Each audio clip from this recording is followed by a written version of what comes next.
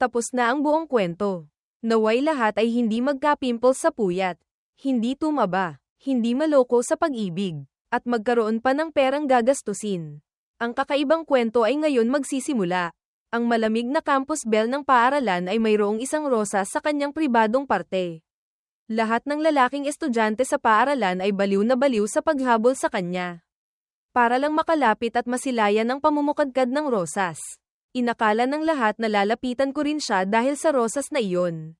Direkta kong binili ang kanyang kabataan makipag-date sa akin. At ako na ang bahala sa gastusin sa ospital ng nanay niya. Ganoon na nga, tiniis ng mahirap na campus bell ang kahihiyan at nakasama ako ng 5 taon. Ang tanging hiling ko sa kanya ay dapat kaming matulog ng magkasama araw-araw. Ngunit isang araw, itinigil ko na ang pakikipagtalik sa kanya. Nagbago ng pakikitungo. At hindi na siya pinigilang makipagkita sa kanyang kababatang si Angelo. Kumunat ang kanyang noo. Hindi alam kung ano na namang kalokohan ang ginagawa ko. Ang hindi niya alam ay nagising na ako. Napagtantong nasa loob ako ng isang mundo ng nobela. At ako, itong mayaman at aroganteng si Miguel Alfonso, ay isa lamang kontrabidang supportang character. Siya ang bidang babae, at ang kababata niyang si Angelo ang bidang lalaki. Ayon sa orihinal na takbo ng kwento. Ang malamig at mahirap na campus bell ay malapit nang umangat sa buhay. Habang ang kahihinatnan ko ay tiyak na isang kahabag-habag na kamatayan sa lansangan. Para mabuhay, kailangan kong tuluyang maglaho sa paningin ng mga bida. Kaya, ginamit ko ang aking mga koneksyon para humanap ng isang mapagkakatiwalaang organisasyon. Nagpaplanong gumamit ng pekeng pagkamatay para makatakas. Senyorito Miguel Alfonso. Handa na po namin ang lahat para sa inyong pekeng pagkamatay. Ayon sa inyong bilin, sa loob ng kalahating buwan ay maayos na itong maisasagawa. Isang empleyadong nakasot ang nag-abot ng kontrata sa aking harapan. Tiningnan ko ito ng pahaw. Hindi gaanong pinansin. Kamukha ko ba ang patay na iyon? Agad na naglabas ng litrato ang kausap ko. Dito po, makakasiguro kayo. Mayroon kaming propesyonal na teknolohiya sa plastic surgery. Pagkatapos ng aksidente, walang sino man ang makakapansin ng anumang bakas. Matapos makakuha ng katiyakan, kampante na akong nagbigay ng deposito at umalis. Matagal nang naghihintay sa labas ang driver. At inihatid ako diretso sa mansyon. Ang lugar na ito ay espesyal kong binili para kay Isabel Reyes. Hindi pa nagtatagal mula nang makapasok ako sa bahay. Ang pinto ng silid ay itinulak ng isang payat at magandang kamay. Ang babaeng nakasuot ng itim na lace slip dress na walang bra. Na nagpapakita ng malaking bahagi ng kanyang maputing balat. Perpektong hubog ng katawan na walang kapintasan. Ay malinaw na nakikita, ngunit may malamig na aura. At walang sobrang ekspresyon sa kanyang mukha. Pinaglaruan niya ang strap ng kanyang damit. At ang damit ay dumulash pababa sa kanyang mga binti. At mabilis siyang lumapit sa akin. Sa sumunod na sandali, niyakap niya ako ng mahigpit. Naramdaman ko lang ang lambot sa aking dibdib. At agad na may humalimuyak na banayad na amoy. Hindi pwede ngayon. Direkta akong kumawala sa yakap niya at tumanggi. Sa mga mata ni Isabel Reyes ay may bahid ng pagdududa. Bahagyang kumunat ang kanyang magandang kilay. Tila hindi naiintindihan ang bigla kong pagbabago. Mahinahon siyang nagtanong. Anong problema? Araw-araw nating ginagawa ito. Hindi ba't ito ang kondisyon mo? Huwag kang mag-alala. Hindi ko babawiin ang salita ko. Wala lang ako sa mood ngayon. Tumalikod ako at nagsabi ng ilang salita para lang matapos na ang usapan. Tila isinantabi na ni Isabel Reyes ang kanyang pag-aalala. Hindi na nag-isip pa. May trabaho pa akong dapat puntahan. Ang panahong ito ay talagang kritikal na yugto sa pagsisimula ng kanyang negosyo. Talagang abala siya. Pero akala ko ay magiging abala siya buong gabi gaya ng dati. Hindi ko inaasahan. Pagkatapos niyang makatanggap ng tawag sa telepono, lumabas siya ng study room na may bakas ng pag-aalala sa mukha. Kung hindi mo ako kailangan ngayong gabi, lalabas ako. Ha, malamig pa rin ang kanyang boses gaya ng dati. Pero ngayon ay may halong pagmamadali. Siyempre alam kong si Isabel Reyes ay dahil sa kababata niyang si Angelo.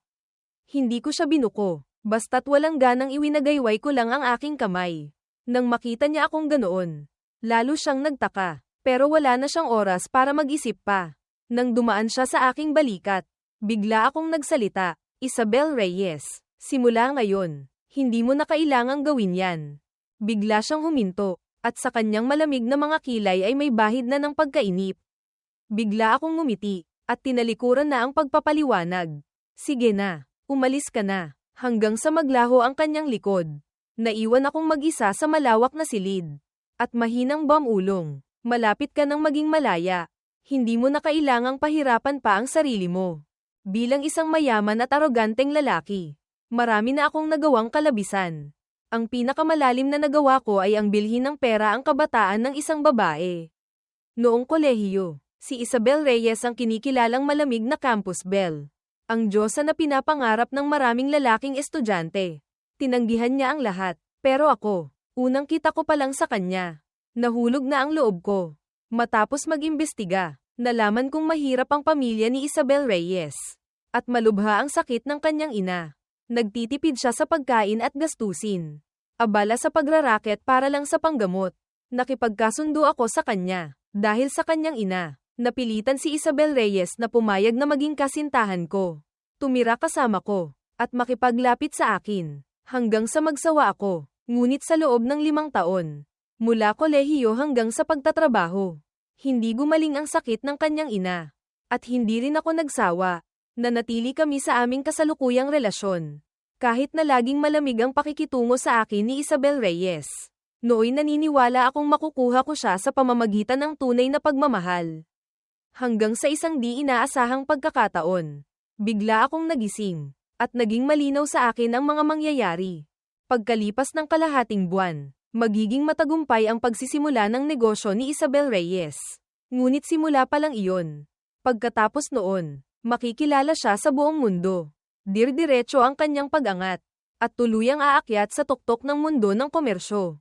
At pagkatapos niyang magtagumpay, ang unang gagawin niya ay ibabalik ng walang kulang ang lahat ng perang ginastos ko para sa kanya sa mga nakaraang taon. At pagkatapos ay hihingi ng hiwalayan. Hindi ako papayag. Magpapatuloy ang aming gusot. At sa huli ay gagawan ko pa ng masama ang kanyang tunay na minamahal na kababatang si Angelo. Nahaantong sa aking pagkasira at kahihiyan. Hindi ko alam kung bakit ako naging ganoon katanga. Ito ang kahihinatnan na hinding-hindi ko matatanggap. Paulit-ulit sa aking alaala ang isang pangungusap, ang mga bida ay nakatakdang magkatuluyan. Matapos matauhan, nagpa siya akong baguhin ang aking kapalaran. Pera at kinabukasan o babae. Natural na alam ko kung ano ang pipiliin. Hindi umuwi si Isabel Reyes buong gabi. Kinabukasan, maaga akong gumising at bumaba para mag-agahan. Tahimik ang mansyon. Tanging ang tunog lang ng dahan-dahan kong pagmuya ang maririnig. Maya-maya, lumapit ang kitiwala. Senyorito, pinaalis na po ang lahat ng katulong. Ako rin po ay naghahanda ng bumalik sa poder ni Don. Tumango ako at inabutan siya ng isang sulat. Nakadetalye sa sulat ang plano ko sa pekeng pagkamatay pati na ang balak kong mamuhay ng inkognito sa ibang bansa. Sinabi ko sa kanila na huwag mag-alala. Kapag hinog na ang panahon, kusa akong babalik. Hindi ko rin naman naisip na hindi sila isama.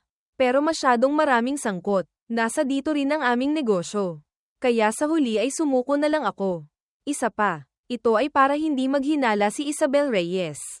Pagkatapos, pumunta ako sa ospital para bisitahin ang nanay ni Isabel. Kahit arogante ako, hindi ako mapagmataas. At lagi kong iginagalang ang nanay ni Isabel. Kumpara kay Isabel Reyes, tila mas gusto ako ng kanyang ina. Miguel, ikaw at si Isabel ay hindi na mga bata. Dapat na kayong magpakasal. Nang marinig ko ito, hindi ko maiwasang mapalang at mapangiti ng mapait. Paano kami magpapakasal? Dahil alam ko ang orihinal na takbo ng kwento. Matagal ko nang naintindihan na si Angelo lang ang mahal ni Isabel Reyes. Siya ang bidang babae, nakatakdang mapunta sa bidang lalaki. At ako, si Miguel Alfonso, ay isa lamang hindi mahalagang extra na pansuporta sa kanila. Nang makita akong tahimik, tila inakala ng nanay ni Isabel na problema ito ng kanyang anak. Kaya muli siyang nagsalita para pag-aanin ang loob ko. Medyo matigas lang talaga ang ulo ni Isabel. Alam ko na iniisip niya yung hindi magandang simula ng pagsasama ninyo. May sama siya ng loob kaya nag-aatubili siyang tanggapin ka. Hindi ako umimik, ngumiti lang. At pagkatapos ay inabutan ko ng isang card ang nanay ni Isabel. Tita, mag-ingat po kayo sa inyong kalusugan. Kapag may oras po kayo, Pakibigay po itong card kay Isabel Reyes. Nasa card ang puhunan para sa pagsisimula ng kanyang negosyo na matagal ko nang inihanda para sa kanya. Noong una, nag-aalala akong masaktan ang kanyang amor proprio kaya nag-aalangan ako. Ngayong alam ko na ang lahat. Ituring na lang natin itong kaunting kabayaran ko sa kanya bago ako umalis. Natigilan ang nanay ni Isabel. Tila may naramdaman. At nag-aalalang nagtanong, Miguel, nag-away na naman ba kayo? Hindi po. Kailangan ko lang pong umalis para sa isang business trip sandali. Umiling ako para magpaliwanag. Ngunit sa sandaling iyon, isang malamig na boses ang narinig mula sa likuran. Saan ka pupunta para sa business trip? Lumingon ako. At nagtama ang aming paningin ni Isabel Reyes na nakatayo sa pintuan na may malamig na ekspresyon. At sa tabi niya ay may isa pang lalaki. Si Angelo. Inalis ko ang aking tingin. At basta na lang sinabing pupunta ako sa ibang lugar para asikasuhin ang negosyo na ipinamamahala sa akin ni Papa. Bahagyang lumuwag ang kunot sa noo ni Isabel Reyes. Hindi na nagtanong pa, at natural na pinaupo si Angelo sa tabi ng nanay ni Isabel. Ganoon na lang, tahimik akong naitulak sa sulok ng silid. Tita, sabihan niyo nga po si Isabel. Isang baso lang ng milk tea ayaw pa akong painumin. Ang damot. Nagrereklamong parang bata si Angelo. Pagkaupo pa lang ay nagsimula ng magsumbong. Nakalimutan mo na ba yung huling beses na sumakit ang tiyan mo at na-hospital ka? Sabi mo hindi ka naiinom ulit, di ba? Oo, kahit may pagtutol sa salita ni Isabel Reyes. Puno naman ng paglalamang ang kanyang mga mata. Ngumisi si Angelo at dinilaan ang sarili. Habang pinagmamasdan ang kanilang masayang samahan. Napailing ako at natawa ng mapakla sa sarili. Ang ganitong eksena ay hindi na bago sa aking alaala. Ngunit sa pagkakataong ito, walang kahit anong bakas ng kirot o galaw sa aking puso. Binitawan ko na ang lahat ng pagmamahal ko para kay Isabel Reyes at nagpas siyang ibalik siya sa bidang lalaki. Tila napansin ng nanay ni Isabel ang aking pagkailang. Sinulyapan ang kanyang anak, at nagsalita, Miguel, Isabel, tulungan niyo muna akong maghugas ng ilang prutas. Dahil nagsalita na ang nanay ni Isabel. Pareho kaming hindi makatanggi, kaya kinuha namin ang basket ng prutas. At magkasunod na lumabas ng silid. Hindi pa kami nakakadalawang hakbang. Hinayla na ni Isabel Reyes ang aking kamay. Medyo nagulat ako. Kusa siyang humawak sa akin. Ngunit sa sumunod na segundo, isang malamig na parang yelong salita ang umalingaw-ngaw sa aking tainga. Ang relasyon natin ay limitado lang sa transaksyon. Huwag mong guluhin ang pamamahinga ng nanay ko. Natigilan ako. Sa pagkakataong ito, hindi ako nagpaliwanag. Ngumisi lang ako ng malamig. Huwag kang mag-alala. Ito na ang huli. Pagkasabi nito, dirdiretso akong tumalikod at naglakad papunta sa banyo. Kung dati, hihintayin ko siya. Sabay kaming lalakad. Habang pinagmamasdan ang aking likod. Isang kakaibang pakiramdam ang biglang sumagi sa isip ni Isabel Reyes. Napansin niyang bigla na akong nagbago simula kahapon. Matapos maghugas ng prutas, bumalik kami ni Isabel Reyes sa silid. Pagkatapos ng kaunting kwentuhan, naghanda na kaming umalis. Isabel, Miguel Alfonso, hindi na maaga. Kumain na tayo. Paglabas pa lang namin ng ospital. Naunang nagsalita si Angelo. Ang mungkahi ni Angelo, hindi tatanggihan ni Isabel Reyes. Para sa akin, marahil ayaw niya akong pahirapan. Hindi na niya hinintay na magsalita ako at direkta nang pumayag para sa akin. Pagdating sa restaurant, kinuha ni Isabel Reyes ang menu at umorder ng puro paborito ni Angelo. Marahil, ganoon talaga kalinaw ang pagkakaiba ng mahal at hindi mahal. Kahit na dati ay pinilit ko siyang tandaan ang mga gusto ko. Iba pa rin talaga ang pilit sa taos-puso. Pero matagal ko nang inaasahan ang resulta nito. Kaya hindi ako nadismaya. Tahimik lang akong kumain. Ngunit pagkaraan, isang ring ng telepono ang bumasag sa katahimikan. Kinuha ko ang telepono at lumabas. Paglingon ko, nakita ko ang kwintas na nakalabas sa leeg ni Angelo. At natigilan ako. Saan galing yang kwintas mo? Yumuko si Angelo at sumulyap dito. Walang pakialam. At nakangiting sinabi, bigay to ni Isabel. Nagandahan ako kaya binigay niya sa akin. Nang marinig ko ito, agad na sumama ang timpla ng mukha ko. Ang kwintas na iyon ay matagal kong piniling regalo. Balak kong ibigay kay Isabel Reyes sa aming anibersaryo. Ibinuhos ko ang lahat ng pagmamahal ko. Ngunit sa puso niya, wala itong halaga. At basta na lang ibinigay kay Angelo. Isang hindi maipaliwanag na galit ang sumiklab sa aking dibdib. Ngunit nang maisip ko ang takbo ng kwento sa libro, agad akong kumalma. Si Isabel Reyes ay talagang gusto si Angelo. Natural lang na hindi niya papansinin ang mga bagay na galing sa akin. Sa puntong ito, dapat na lang hayaang mangyari ang lahat ng natural. Pinakalma ko ang aking ekspresyon at ngumiti. Oo, ang ganda. Marahil ay inaasahan pa rin ni Angelo na magagalit ako. Nang makita niya akong kalmado, na parang walang pakialam, nakaramdam siya ng kakaiba, lumiwanag ang kanyang mga mata, at mabilis siyang tumayo para ikuha ako ng isang mangkok ng sabaw. Huwag ka lang kumain ng kanin. Masarap itong chicken soup, tikman mo. Ayaw kong uminom ng chicken soup, kaya agad akong umiling para tumanggi. Nakita ko lang na bahagyang gumalaw ang pulso ni Angelo. At ang sabaw kasama ang mangkok ay nahulog sa sahig, na lumikha ng malakas na kalansing. Si Angelo ay mukhang naapi, at namumula ang gilid ng kanyang mga mata. Hindi ko pa naiintindihan kung ano ang ginagawa ng taong ito. Si Isabel Reyes, na parang hangin, ay sumugod para protektahan si Angelo sa tabi niya. At pagkatapos ay isang malamig na parang yelong tingin ang ipinukol sa akin. Anong gusto mong gawin? Si Angelo, na namumula ang mga mata, ay nakatayo sa isang tabi. Mukhang naapi. Isabel, kasalanan ko kung bakit nagalit si Miguel Alfonso. Okay lang ako. Napaso lang ng kaunti ang kamay ko. Walang problema. Hindi ko pinakinggan ang kanyang pagbabaluktot ng katotohanan. Agad akong nanlaki ang mata at gustong magpaliwanag ng malinaw. Ngunit si Isabel Reyes ay hindi nakinig at hindi nagtanong. Malamig akong sinulyapan. Nag-iwan ng isang pangungusap na, hindi ka makatwiran. At tumalikod para umalis. Sa sumunod na mga araw, natuklasan ni Angelo na epektibo ang taktikang ito. At walang tigil niya akong sinisiraan. Kung hindi ako ang dahilan ng pagkawala ng trabaho niya ngayon, bukas naman ay muntik na niya akong mablock. At sinabi pa niyang nagbuhos ako ng gasolina sa harap ng bahay niya kaya naging magulo ang buhay niya. Sa wakas, hindi na nakatiis si Isabel Reyes. Pag-uwi sa bahay, galit na galit niyang hinawakan ang kwelyo ko. Kung may problema ka, sa akin mo ituon. Bakit palagi mong pinupuntirya si Angelo? Sa 5 taon naming pagsasama, laging malamig si Isabel Reyes sa akin. Ngayon ang unang beses na nakakita ako ng ibang emosyon sa kanyang mga mata. At iyon ay para ipagtanggol si Angelo. Hindi ko siya pinupuntirya. Lahat ng nangyayari ay walang kinalaman sa akin. Direkta kong inalis ang kanyang kamay. At lalong naging kalmado ang tono ko. Sino pa ba bukod sa'yo? Pati kasintahan mo kaya mong bilhin ng pera. Ano pa bang hindi mo kayang gawin? Sa susunod, huwag mo nang uulitin. Nakuha mo na ang lahat sa akin. Hindi mo ba kayang tigilan ang taong mahalaga sa akin?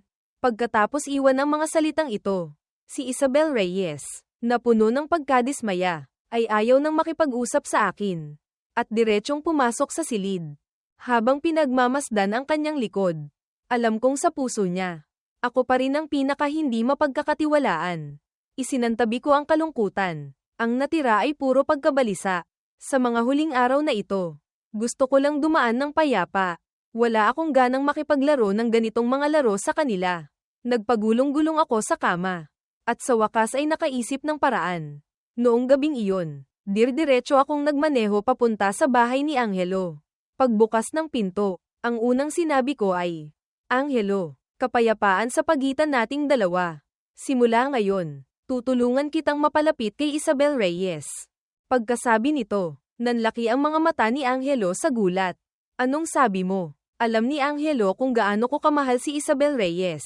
Kung hindi, bakit ako kusang loob na magbabayad ng gastusin sa ospital ng nanay ni Isabel sa loob ng 5 taon? At saka, pagkatapos ng paulit-ulit na malamig na pakikitungo ni Isabel Reyes, handa pa rin akong manatili sa tabi niya. Pero ngayon, kusa akong lumapit sa kanya. At gusto ko pang tulungan silang dalawa. Sa harap ng kanyang pagkalito, umiling ako. Seryoso ako sa sinasabi ko sa'yo. Hindi mo na kailangang mag-aksaya ng pagod sa paggamit ng mga ganyang murang taktika sa akin. Hindi na marami ang oras ko. Oras na para iwanan si Isabel Reyes. Hindi mo na kailangang ituring akong karibal. Seryoso ang pagkakasabi ko. Hindi mukhang nagsisinungaling. Hindi pa rin naniniwala si Angelo. Nag-aalalang baka ito ay pakana ko. Wala akong pakialam kung maniwala siya o hindi. Nagsimula na akong kumilos. Kinabukasan, nang palabas si Isabel Reyes. Hinarang ko siya at binigyan ng tiket sa concert. Bumili ako ng tiket para sa gabi. Samahan mo ako. Araw-araw akong abala sa trabaho. Ang malamig na pagtanggi ni Isabel Reyes ay agad kong pinutol. Dati pa nating napag-usapan. Bukod sa pagsama sa akin araw-araw, hindi ka pwedeng tumanggi sa anumang iba kong hiling. Isang pangungusap lang ang pumihil sa lahat ng sasabihin niya sana. Kumunat ang noo ni Isabel Reyes at kinuha ang tiket. At bumilis ang kanyang paglakad paalis. Habang pinagmamasdan ang kanyang papalayong anyo, kinuha ko ang telepono at tinawagan ang numero ni Angelo. Hindi ako nagpaligoy-ligoy. Direkta sa punto. Natanggap mo na ba yung tiket na pinadala ko? Yung isa binigay ko na kay Isabel Reyes. Ayusin mo ang panliligaw mo sa kanya. Hindi inaasahan ni Angelo na talagang tinutulungan ko silang dalawa. Kalahating naniniwala, kalahating nagdududa, pero tumango pa rin siya. Nang papatayin ko na sana ang tawag. Muli siyang nagsalita at nagtanong. Bakit mo ako tinutulungan? Nakarating sa akin ang tanong. Tumahimik ako sandali, hindi piniling sumagot. Hindi mo na kailangang malaman. Gawin mo lang ang napagkasunduan natin. Tulungan silang dalawa. Huwag mo na akong sir-on pa. Pinatay ko ang tawag, at natulala habang tinitingnan ng unti-unting nagdidilim na screen ng telepono. Kailanman ay hindi ko gustong tulungan si Angelo. Ang tinutulungan ko ay ang sarili ko. Isa pa, gusto ni Isabel Reyes si Angelo. Pinapabilis ko lang naman ang takbo ng kwento. At para na rin mag-iwan ng daan para mabuhay ako. Nang dumilim na, nakatanggap ako ng text mula kay Angelo. Isang litrato nilang dalawa. Nakatingin si Angelo sa camera. Si Isabel Reyes naman ay nakatingin kay Angelo. Sa kanyang mga mata ay may kinang lamang at tamis. Isang malalim na damdamin na hinding-hindi lilito kapag kasama ko siya. Nagpatuloy ako sa pag-scroll sa mga litrato. Isa doon ay tila kuha sa isang restaurant. Sa mesa ay may mga balat ng hipon na natapos ng balatan at tumpok ng laman ng hipon sa harap ni Angelo. Naalala ko ang maraming taon na ako ang nagbabalat ng hipon kapag kumakain kami. Walang duda. Ito ang lahat ng pinapangarap ko noon. Matapos mag-isip ng matagal, sumagot ako ng, bagay na bagay kayo. Akala ni Angelo ay may iba akong motibo sa ginagawa ko kaya sinadya niyang magpadala ng litrato para asarin ako. Ngunit nang makita niya ang pagbati na ipinadala ko, tuluyan ng hindi maintindihan ni Angelo. Matagal na umilo ang input field. Paulit-ulit niyang binura at inayos. At sa wakas ay nag-type ng isang pangungusap. Totoo ba lahat ng sinasabi mo? Sa pagtulong sa amin ni Isabel ngayon. Hindi ako nag-aalangan. Oo, sayo na si Isabel Reyes pagkatapos nito. Akala ko'y masaya si Isabel Reyes pag-uwi. Hindi ko inaasahan na pagbukas pa lang ng pinto. Ganoon pa rin kalamag ang kanyang anyo. At sa kanyang salita ay may bahid ng galit. Anong ibig mong sabihin? Ano na naman ang gusto mong gawin? Naguguluhan ako, pero nagpaliwanag pa rin. Bigla akong nagkaroon ng gagawin kaya ibinigay ko na lang ang tiket kay Angelo. Pagkasabi nito, nagtanong pa ako, masaya ba kayo ngayon? Maganda ba ang concert? Kung bitin pa, may tiket pa ako. Pwede kayong pumunta ulit. Hindi mahulaan ni Isabel Reyes ang aking motibo. Matagal niya lang akong tinitigan. Habang ako naman ay may tapat na tingin sa kanya. Tila talagang walang oras para pumunta kaya ibinigay ko ang tiket kay Angelo. Sa huli, siya pa rin ang sumuko at pumasok sa kwarto. Sa pagkakataong ito, nagtagumpay akong lumikha ng mas maraming pagkakataon para sa kanilang dalawa sa hinaharap. Halimbawa, kumakain kami sa restaurant, pero pagkaupo pa lang namin, masayang lumitaw si Angelo sa harap naming dalawa. Isabel, ang laking pagkakataon. Hindi pa niya natatapos ang sasabihin. Lumapit na ang waiter. Mga ginoo at binibini. Anibersaryo po ng aming restaurant ngayon. Kayo po ang 520 na pares ng aming restaurant. Libre na po ang inyong bill. At may libreng pares ng singsing at souvenir photo pa po para sa inyong dalawa. Pagkasabi ng waiter, agad akong tumayo. Masakit ang tiyan ko. Mauuna na ako. Nang makita akong tumayo, akmang susunod si Isabel Reyes. Agad akong lumingon kay Isabel Reyes. Huwag sayangin ang pagkakataong manalo. Isabel, kayo na ni Angelo ang pumunta. Pagkasabi nito, hindi ko na hinintay ang reaksyon ni Isabel Reyes. Mabilis akong lumabas ng restaurant. Naiwan si Isabel Reyes na natitigilan at si Angelo na tuwang-tuwa na hinihila siya para kunin ang diamond ring at magpakuha ng litrato. Isa pang halimbawa, sa isang get-together ng mga kaibigan. Pinilit kong isama si Isabel Reyes, pero pagdating doon, nalaman kong nandoon din si Angelo.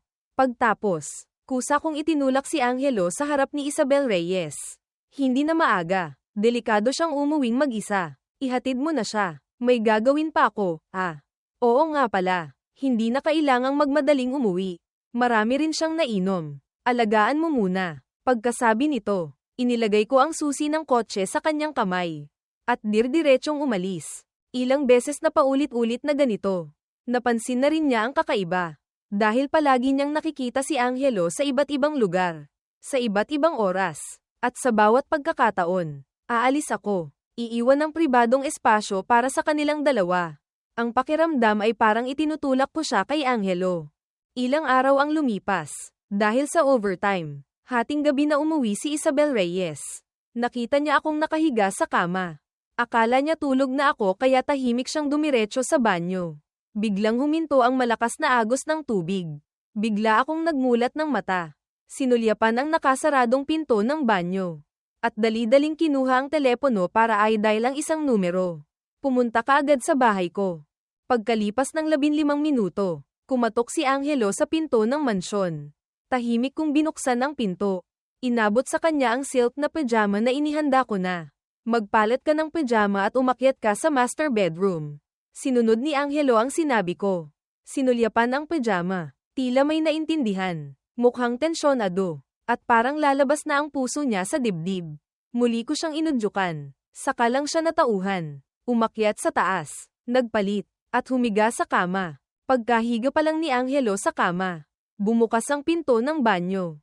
Lumabas si Isabel Reyes na nakabalot ng tuwalya. Tumingala siya at tumingin sa kama. Nang makita niya ang taong iyon, medyo natigilan siya. Marahil naalala niyang matagal na naming hindi ginagawa ang aming kasunduan. Mabilis siyang lumapit. At natural na niyakap ang tao mula sa likod. Sa kanyang boses ay may halong pang-aakit. Tapos na ang special period ko. Hindi pa nakakakilo si Angelo nang maramdaman niya ang bawat mainit na hininga sa kanyang likod. Bawat hininga na tumatama sa kanyang batok. At sa kanyang baywang ay may isang malambot na kamay. Ang init ng katawan nito ay nagpang-inig sa kanya nang hindi niya kontrolado. At unti-unti ring bumilis ang kanyang paghinga. Mula sa likod ay may narinig na mahinang tawa. At mga halik ang damapo sa kanyang batok at likod ng tainga. Paano makakayanan ni Angelo ang ganitong pang-aasar? Mahina siyang umungol. Ang ungol na ito ang nagpahinto sa kilos ni Isabel Reyes. Bigla siyang bumangon. Puno ng gulat ang mukha. Angelo. Sa sala, nakaupo si Isabel Reyes sa sofa. Si Angelo naman ay nakabalot ng kumot na nakaupo sa tabi niya. Nakatakip ang mukha sa hiya. Madilim ang mukha niya. Diretso ang tingin sa akin. Bakit nandito si Angelo? Hindi ko inaasahan na ganoon kabilis niyang mapapansin. Hindi ko maiwasang makaramdam ng kaunting kaba. Pero nagdahilan pa rin ako. Nawalan ng kuryente sa apartment niya. Nakituloy lang dito. Bakit sa master bedroom siya natulog? Halatang hindi naniniwala si Isabel Reyes. At patuloy na nag-usisa. Medyo nag-alangan ako pero sumagot pa rin. Hindi ko pa nalilinis yung guest room. Akala ko isang gabi lang siya makikituloy kaya doon ko na siya pinatulog. Puno ng galit ang kanyang mga mata. Walang tigil ang pagtaas-baba ng kanyang dibdib. Halatang galit na galit. Hindi siya naniwala sa sinabi ko. Gusto niya lang ihatid muna si Angelo pauwi. Pinigilan niya ang galit. Walang imik na hinayla si Angelo paalis. Pagbalik ni Isabel Reyes, matagal na akong nasa kwarto. Ngayon, kaming dalawa na lang ang nasa bahay. Hindi na rin napigilan ni Isabel Reyes ang kanyang galit. Matagal na niyang napapansin na hindi ako normal nitong mga nakaraang araw. Hanggang ngayon, hindi na niya makontrol. Ano ba talaga ang gusto mo? Gusto mong gamitin ang paraang ito para patuloy kaming pahirapan. Ang prangka niyang salita ay nagpatigil sa akin. Hindi ko inaasahan na ganoon ang tingin niya sa akin.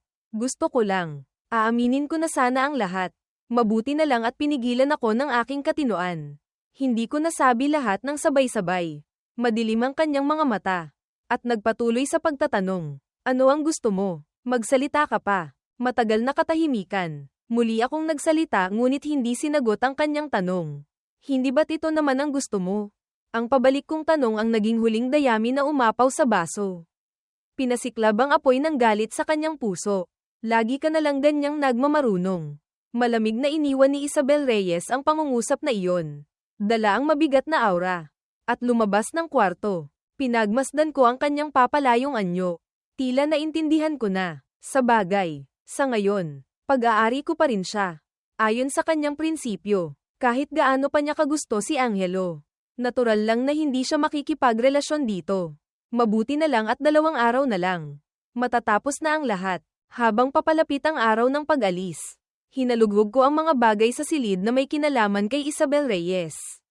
Ang dapat sunugin ay sinunog. Ang dapat itapon ay itinapon. Nilinis lahat ng maayos. Inihagis ko sa apoy ang bawat liham ng pag-ibig. Isa-isa. At ang aking isipan ay tila bumalik sa nakaraan. Sa katunayan, noong una ay normal ko lang siyang niligawan. Gumugol din ako ng 4 na buwan sa pagsulat ng hindi mabilang na liham ng pag-ibig para sa kanya. Ngunit ang resulta ng bawat liham ay ang kanyang pagtanggi. Pagkatapos noon, nakita kong labis siyang nape-pressure kaya naisip ko ang paraang ito. Pakiramdam ko ay matutulungan ko siya at matutupad ko rin ang aking nais. Marahil ay nagkamali ako ng akala. Ang tunay na pag-ibig ay hindi mabibili ng pera. Sinabi na rin sa nobela na mahal ng bidang babaeng si Isabel Reyes ang bidang lalaking si Angelo. Nang maisip ko ito, wala na akong pinanghihinayangan. At basta na lang inihagis ang huling liham sa apoy. Sa sandaling iyon, tamang-tama namang binuksan ni Isabel Reyes ang pinto. At pag-angat ng tingin ay nakita niya ang liham na inihagis ko sa apoy kanina. Kahit hindi niya nakita ang nilalaman. Pamilyar na pamilyar siya sa itsura nito. Iyon ang mga liham na personal kong iniabot sa kanya noon ngunit walang awa niyang tinanggihan. Naramdaman niyang lumaktaw ang tibok ng kanyang puso. Isang pag-alit na tanong ang biglang lumabas sa kanyang bibig. Anong ginagawa mo? Sa pamamagitan ng apoy, nakita ko ang natigil ang mukha ni Isabel Reyes. At nakaramdam ako ng pagkalito. Pagkaraan ng ilang sandali, sinagot ko pa rin siya. Sinusunog ko lang ang mga walang kwentang bagay. Si Isabel Reyes ay medyo nataranta. Malinaw niyang naramdaman ang aking pagbabago pati na ang aking ginagawa. Malinaw na ayaw niyang harapin ako. Ngunit ang kanyang mga salita ay naging matalas. Hindi ba dapat, nakuha mo na ang lahat ng gusto mo? Natural lang na maging walang kwenta na ang mga ito. Dati, hindi mabilang na beses akong ininsulto ni Isabel Reyes. At sa bawat pagkakataon ay labis akong nalulungkot. Ngunit sa pagkakataong ito, ang natitira na lang sa aking kalooban ay ang kapayapaan na malapit ng matapos. Ang mga walang kaugnayang salita ay nagpalito kay Isabel Reyes. Hindi niya alam kung ano ang ginagawa ko. Hindi na siya huminto pa at dumiretso na sa itaas. Nakaupo ako roon nang hindi gumagalaw. Pinapanood ang malaking apoy na nilalamon ang huling abo. Isabel Reyes, simula ngayon, kalimutan mo na ang alaalang ito. Kalimutan mo na ang supportang karakter na ako. Pareho tayong magsisimula ng bagong buhay. Kinabukasan, nang maghahanda ng umalis si Isabel Reyes, tinawag ko siya. Bukas ang ating anibersaryo. Nagpareserba na ako sa restaurant. Kumain tayo. Kumunat ang noo ni Isabel Reyes. Hindi tumanggi. Malamig lang na tumango. Marahil dahil may kaunting inaasahan kaya naramdaman niyang mabilis na lumipas ang araw. Sa araw ng aming date, iyon din ang araw ng aking pekeng pagkamatay at pag-alis. Sinadya kong mag-ayos ng kaunti bago kami pumunta ni Isabel Reyes sa napagkasunduang restaurant. Maganda ang ambience ng restaurant. Ang ilaw na tumatama sa mesa ay lumilikha ng isang mainit na kapaligiran. Nakita ni Isabel Reyes ang eksena sa kanyang harapan. At isang kakaibang kislap ang dumaan sa kanyang mga mata. Gayunpaman, hindi nagtagal. Isang ring ng telepono ang bumasag sa katahimikang ito. Sinulyapan ni Isabel Reyes ang telepono. Si Angelo. Kumunat ang kanyang noo. At piniling sagutin. Mula sa kabilang linya ay narinig ang umiiyak na boses ni Angelo. Isabel, naaksidente ako sa kotse. Pwede mo ba akong puntahan sa ospital? Pagkasabi nito, lalong kumunat ang noo ni Isabel Reyes. At lumingon sa akin. Ibinaba ko rin ang aking kubyertos. Narinig ko, gusto mo bang pumunta? Hindi na siya nag-atubili pa. Ang anibersaryo ay pwedeng ipagdiwang kahit kailan.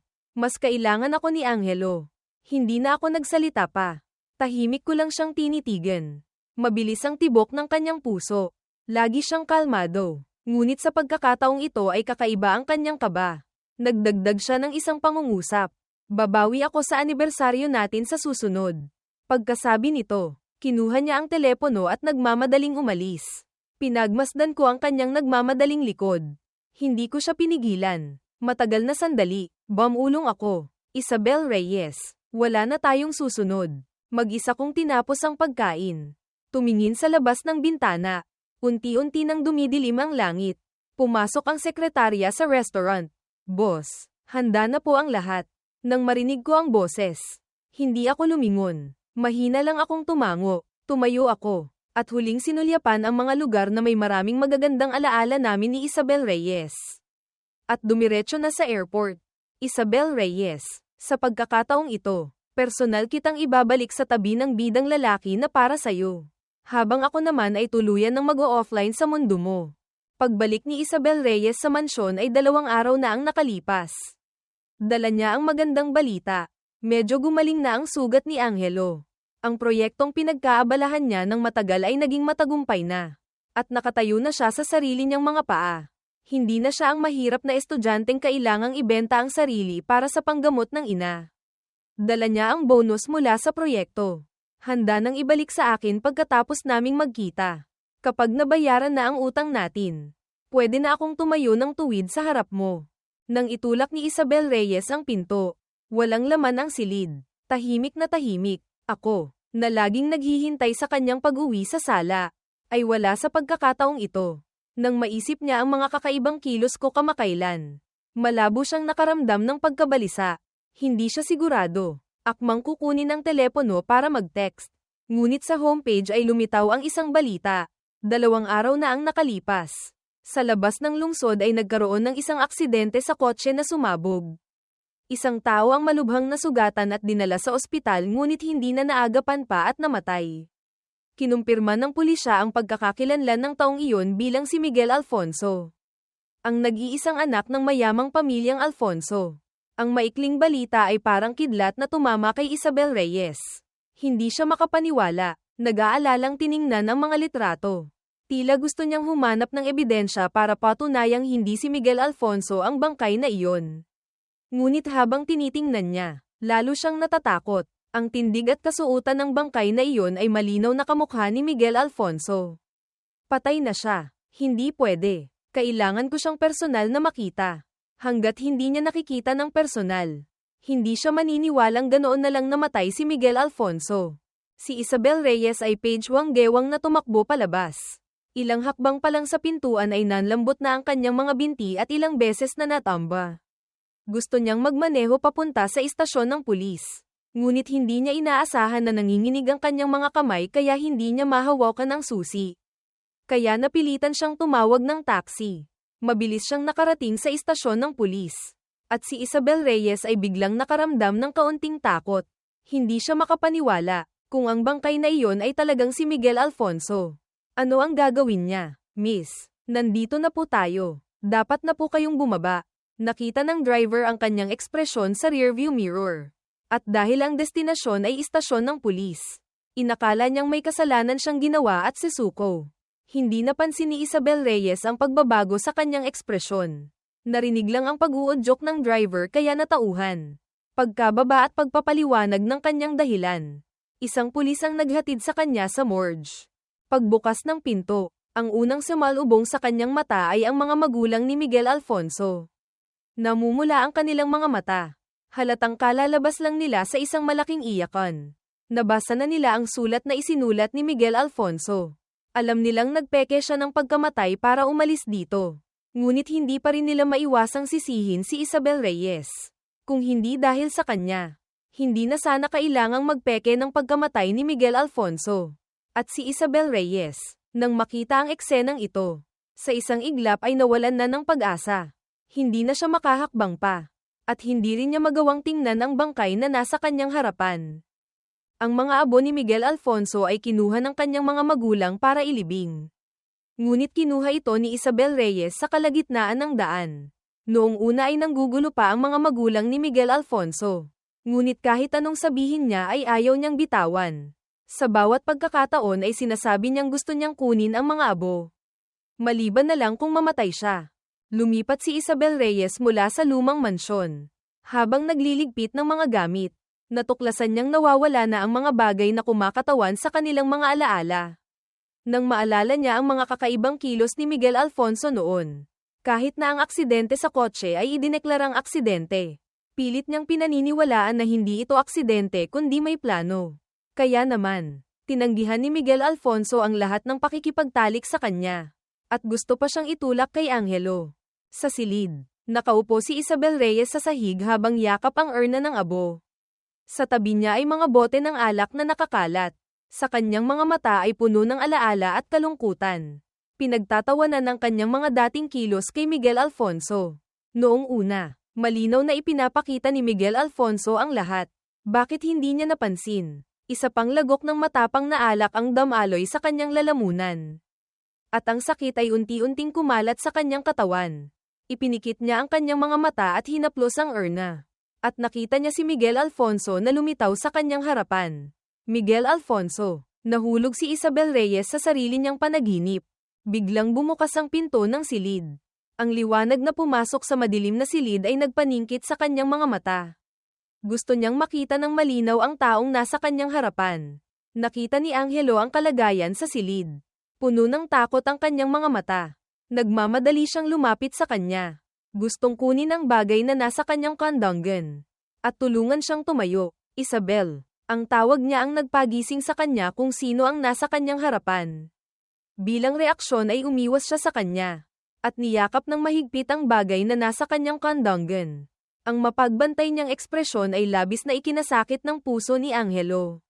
Nang makita niya ang kanyang payat na mukha at mga matang puno ng ugat. Naging malambing din ang kanyang boses. Isabel, kung magpapatuloy ka ng ganyan, manghihina ang katawan mo. Ibaba mo muna yan. Pumunta tayo sa ospital. Pwede ba? Nang marinig niya ang kanyang sinabi, bahagyang gumalaw ang kanyang mga mata. Tumingin kay Angelo, at napakakalmadong sinabi, alam mo, di ba? Naririnig ni Angelo ang bahid ng pagtatanong doon. Alam niyang matagal nang nagpasya si Miguel Alfonso na umalis ngunit itinago ito sa kanya. Natigilan si Angelo sa kanyang tanong bago niya naintindihan kung ano ang ibig niyang sabihin. At sa isang iglap ay lumitaw ang sama ng loob sa kanyang mukha. Mahina siyang nagsalita, Isabel, hindi ko alam. Noong panahong iyon, si Kuya Miguel Alfonso mismo ang lumapit sa akin. Sinabing gusto niyang makipagkasundo. Makipagkasundo sa ano? Nahuli ni Isabel Reyes ang punto. At isang matalim na tingin ang ipinukol kay Angelo. Hindi pa niya nakikita ang ganoong tingin. At ang kanyang mahigpit na pagkakahawak ay hindi na malayang lumuwag. Sa huli, sa ilalim ng matalim na tinging iyon, napilitan siyang umamin. Sa huli, hindi niya nakalimutang humingi ng tawad para sa sarili. Isabel, ginawa ko yon dahil sobrang gusto kita. Pero sa huli, hindi ko talaga siya sinaktan. Isabel, kayong dalawa ay pinilit lang naman niya. Hindi mo naman siya mahal. Ngayong patay na siya, malaya ka na. Dapat masaya ka pa nga. Di ba? Pagkasabi nito, sinakal na ni Isabel Reyes ang kanyang leeg. Sino ang nagsabi sa iyong hindi ko siya mahal? Sinakal si Angelo hanggang sa mamula ang kanyang mga mata. Hindi makapagsalita, puno ng luha ang kanyang mga mata. At malalaking butil ng luha ang tumulo sa kanyang pulso. Natauhan siya, at saka lang niya ito binitawan ng malakas. Matagal na sandali, tumalikod si Isabel Reyes, at ibinalik ang kanyang malamig na anyo. Umalis ka na. Huwag ka nang magpapakita sa akin. Hindi rin maintindihan ni Isabel Reyes kung bakit siya naiiyak kapag umiiyak si Angelo. Ngunit naiintindihan niyang hindi niya ito mahal.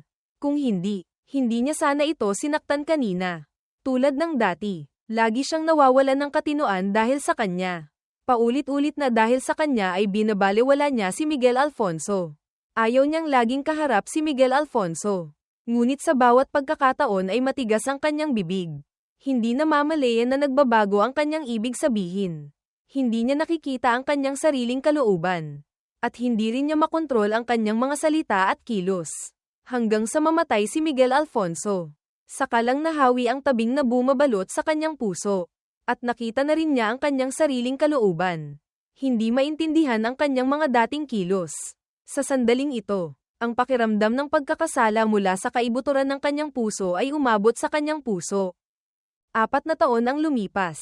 Sa isang coffee shop sa labas ng lungsod tumunog ang telepono. Nang makita ang tumaas na balanse sa text message, sa wakas ay hindi ko na napigilan at tumawag. Maria, pa, alam kong nag-aalala kayo sa akin. Ayos lang ako. Nagbukas ako ng isang coffee shop sa labas ng paaralan. Napaka-stable ng kita. Huwag na kayong mag-isip pa tungkol sa akin. Labis na walang magawa. 4 na taon na ang nakalipas. Pinalitan ko ang aking pangalan ng Miguel Andrew at pumunta rito. Nag-aalala ang aking mga magulang na hindi ako mabubuhay ng maayos. Sa mga taong ito, hindi ko alam kung gaano karaming pera ang ipinadala nila sa akin. Kaya ginamit ko ang pera para magbukas ng isang coffee shop. Naging napaka-komportable ng aking buhay. Kahit nasa lungsod ako, palagi kong sinusubaybayan ang mga balita sa bansa. Alam kong malinaw ang mga nangyari sa loob ng 4 na taon. Namatay na ang nanay ni Isabel. Isang araw bago siya naging isang business elite. Sayang at hindi ko na siya nakita sa huling pagkakataon. Gayunpaman, hindi ako pwedeng lumitaw. Napakagaling ni Isabel Reyes, tulad ng nakasulat sa orihinal na takbo ng kwento. Palagi kong iniiwasan ang lahat ng pakikipag-ugnayan sa bansa. Kung matutuklasan niya ako, lahat ng pagsisikap ay mauuwi sa wala. Ang tanging hindi ko maintindihan ay ayon sa orihinal na takbo ng kwento. Sa panahong ito ay matagal na silang magkasama ni Angelo. Ngunit ang balitang nalaman ko ay 4 na taon na siyang single. At araw-araw niyang dala ang aking urna. Sinasabi ng mga tao sa paligid na napakatapat niya. Ngunit palagi kong nararamdaman na may iba siyang motibo. Nang maisip ko ito, hindi ko maiwasang manginig. Biglang may nagsalita sa likuran. Bilang reaksyon ay lumingon ako. At agad na nagtama ang aming mga mata. Boss, isang tasa. Ang pamilyar na boses ay ang boses na kahit nakapikit ako ay alam ko kung kanino. Isang malakas na tibok ng puso. Pinatay ko ang tawag. At natigilan. Boss, sinadyang lakasan ni Isabel Reyes ang kanyang boses. Nataranta akong pinatay ang tawag. Medyo nagsisisi. Alam ko namang kapag madalas akong makipag-ugnayan, malalaman niya rin sa kalaunan na hindi pa ako patay. Hindi ko inaasahan na ganoon kabilis niya akong malalaman. At bigla niya akong ginulat. Sinubukan kong magpakalma. Itinuro ang karatula ng pansamantalang sarado. At ibinaba ang aking boses. Ngayon, sarado kami. Mahinang tumawa si Isabel Reyes. Kinuha ang karatula para ipakita sa akin. Ang malalaking salitang, bukas, ay lumitaw sa aking harapan. Hindi ba't ang pansamantalang sarado, ay para makita ng mga customer para maging epektibo? Noon ko lang napansin na nakalimutan kong baligtarin ang karatula. At agad na lumitaw ang pagkahiya sa aking mukha. Kinuha ko ang karatula at isinabat ulit. Ngayon, ayos na, miss. Pansamantalang sarado ang tindahan. Kung gusto mong uminom ng kape, mangyaring lumipat ka sa ibang tindahan. Ang utos na paalisin ay naibigay na. Yumuko ako at ginawa ang aking trabaho. Ngunit ang taong nasa harapan ko ay ayaw pa ring umalis. Akmang magsasabi ulit ako. Naunang nagsalita si Isabel Reyes. Boss, parang pamilyar ka sa akin. Nanigas ang aking katawan. At unti-unti ring huminto ang aking mga kilos. Sa sobrang tahimik, tila ang tibok lang ng aking puso ang naririnig ko. Tinitigan niya ang aking mukha. Hindi naglakas loob na basta nalang humusga. Gayunpaman, nakita na niya ang ang pag-aari ko. Si Miguel Alfonso ba talaga o isang estranghero lang na kamukha ng taong nasa kanyang panaginip? Para maalis ang kanyang hinala, nagbiro ako, Miss, hindi mo ba napapansin na napaka-corny ng paraan mo ng pakikipag-usap? Hindi, wala akong ganoong intensyon. Hindi siya nag-atubili. Nag-aalalang gustong patunayan ng isang bagay. Ang tanging gusto ko lang ay umalis siya rito. Sa halip ay hindi ko narinig ng mabuti ang kanyang sinabi. Basta't paulit-ulit ko lang siyang pinaalis. Walang ibang paraan. Pinili niyang umatras. Boss, bukas ba kayo bukas? Nang makita siyang sumuko, saka lang ako nakahinga ng maluwag. Nag-alangan ako sandali. Natatakot na mapansin niyang umiiwas ako. At natatakot din na maghinala siya. Pinag-isipan ko ito ng paulit-ulit. At sinabi, holiday sa paaralan nitong mga araw na ito. Hindi gaanong maraming customer. Hindi sigurado kung magbubukas kami. Ang pagtanggi ay narinig niya bilang ibang kahulugan. Sinabi niya sa sarili, ang ibig mong sabihin, kapag maraming customer, magbubukas kayo. Pagkasabi nito, hindi ko napigil ang tumingala at sulyapan siya. At mabilis na yumuko ulit. Kung gusto mong uminom ng kape, maraming tindahan sa malapit, hindi na kailangang magbantay dito. Sa loob ng 4 na taon, hindi ko alam kung ano ang nangyari kay Isabel Reyes. Ngayon ay naging napakahirap niyang pakitunguhan. Itinago ko ang hinala sa aking puso. Nakatayo pa rin siya roon at naghihintay ng aking sagot. Walang magawa akong tumango, at saka lang siyang umiti at umalis. Hindi ko maintindihan kung ano ang dramang ito. Hanggang sa mawala ang kanyang anyo. Saka ko lang tinawagan ulit ang aking mga magulang. Mabilis na kumonekta. Andrew, ano ang nangyari kanina? Nahanap na ako ni Isabel Reyes. Maria, pa. Ano ang nangyari nitong mga nakaraang taon? Nakikita kong nagbago na siya. Hinilat ko ang aking noo. Ang sitwasyong ito ay nagpasakit sa aking ulo. Tumahimik sandali ang kabilang linya. At sinubukan ng aking ama na tanungin ang dahilan ng aking pekeng pagkamatay. Pagkalipas ng 4 na taon, muli itong naitanong. Hindi ko itinago. Ikinwento ko ito na parang isang panaginip. Noong una ay hindi pumayag ang aking mga magulang. Hindi dahil mahirap si Isabel Reyes.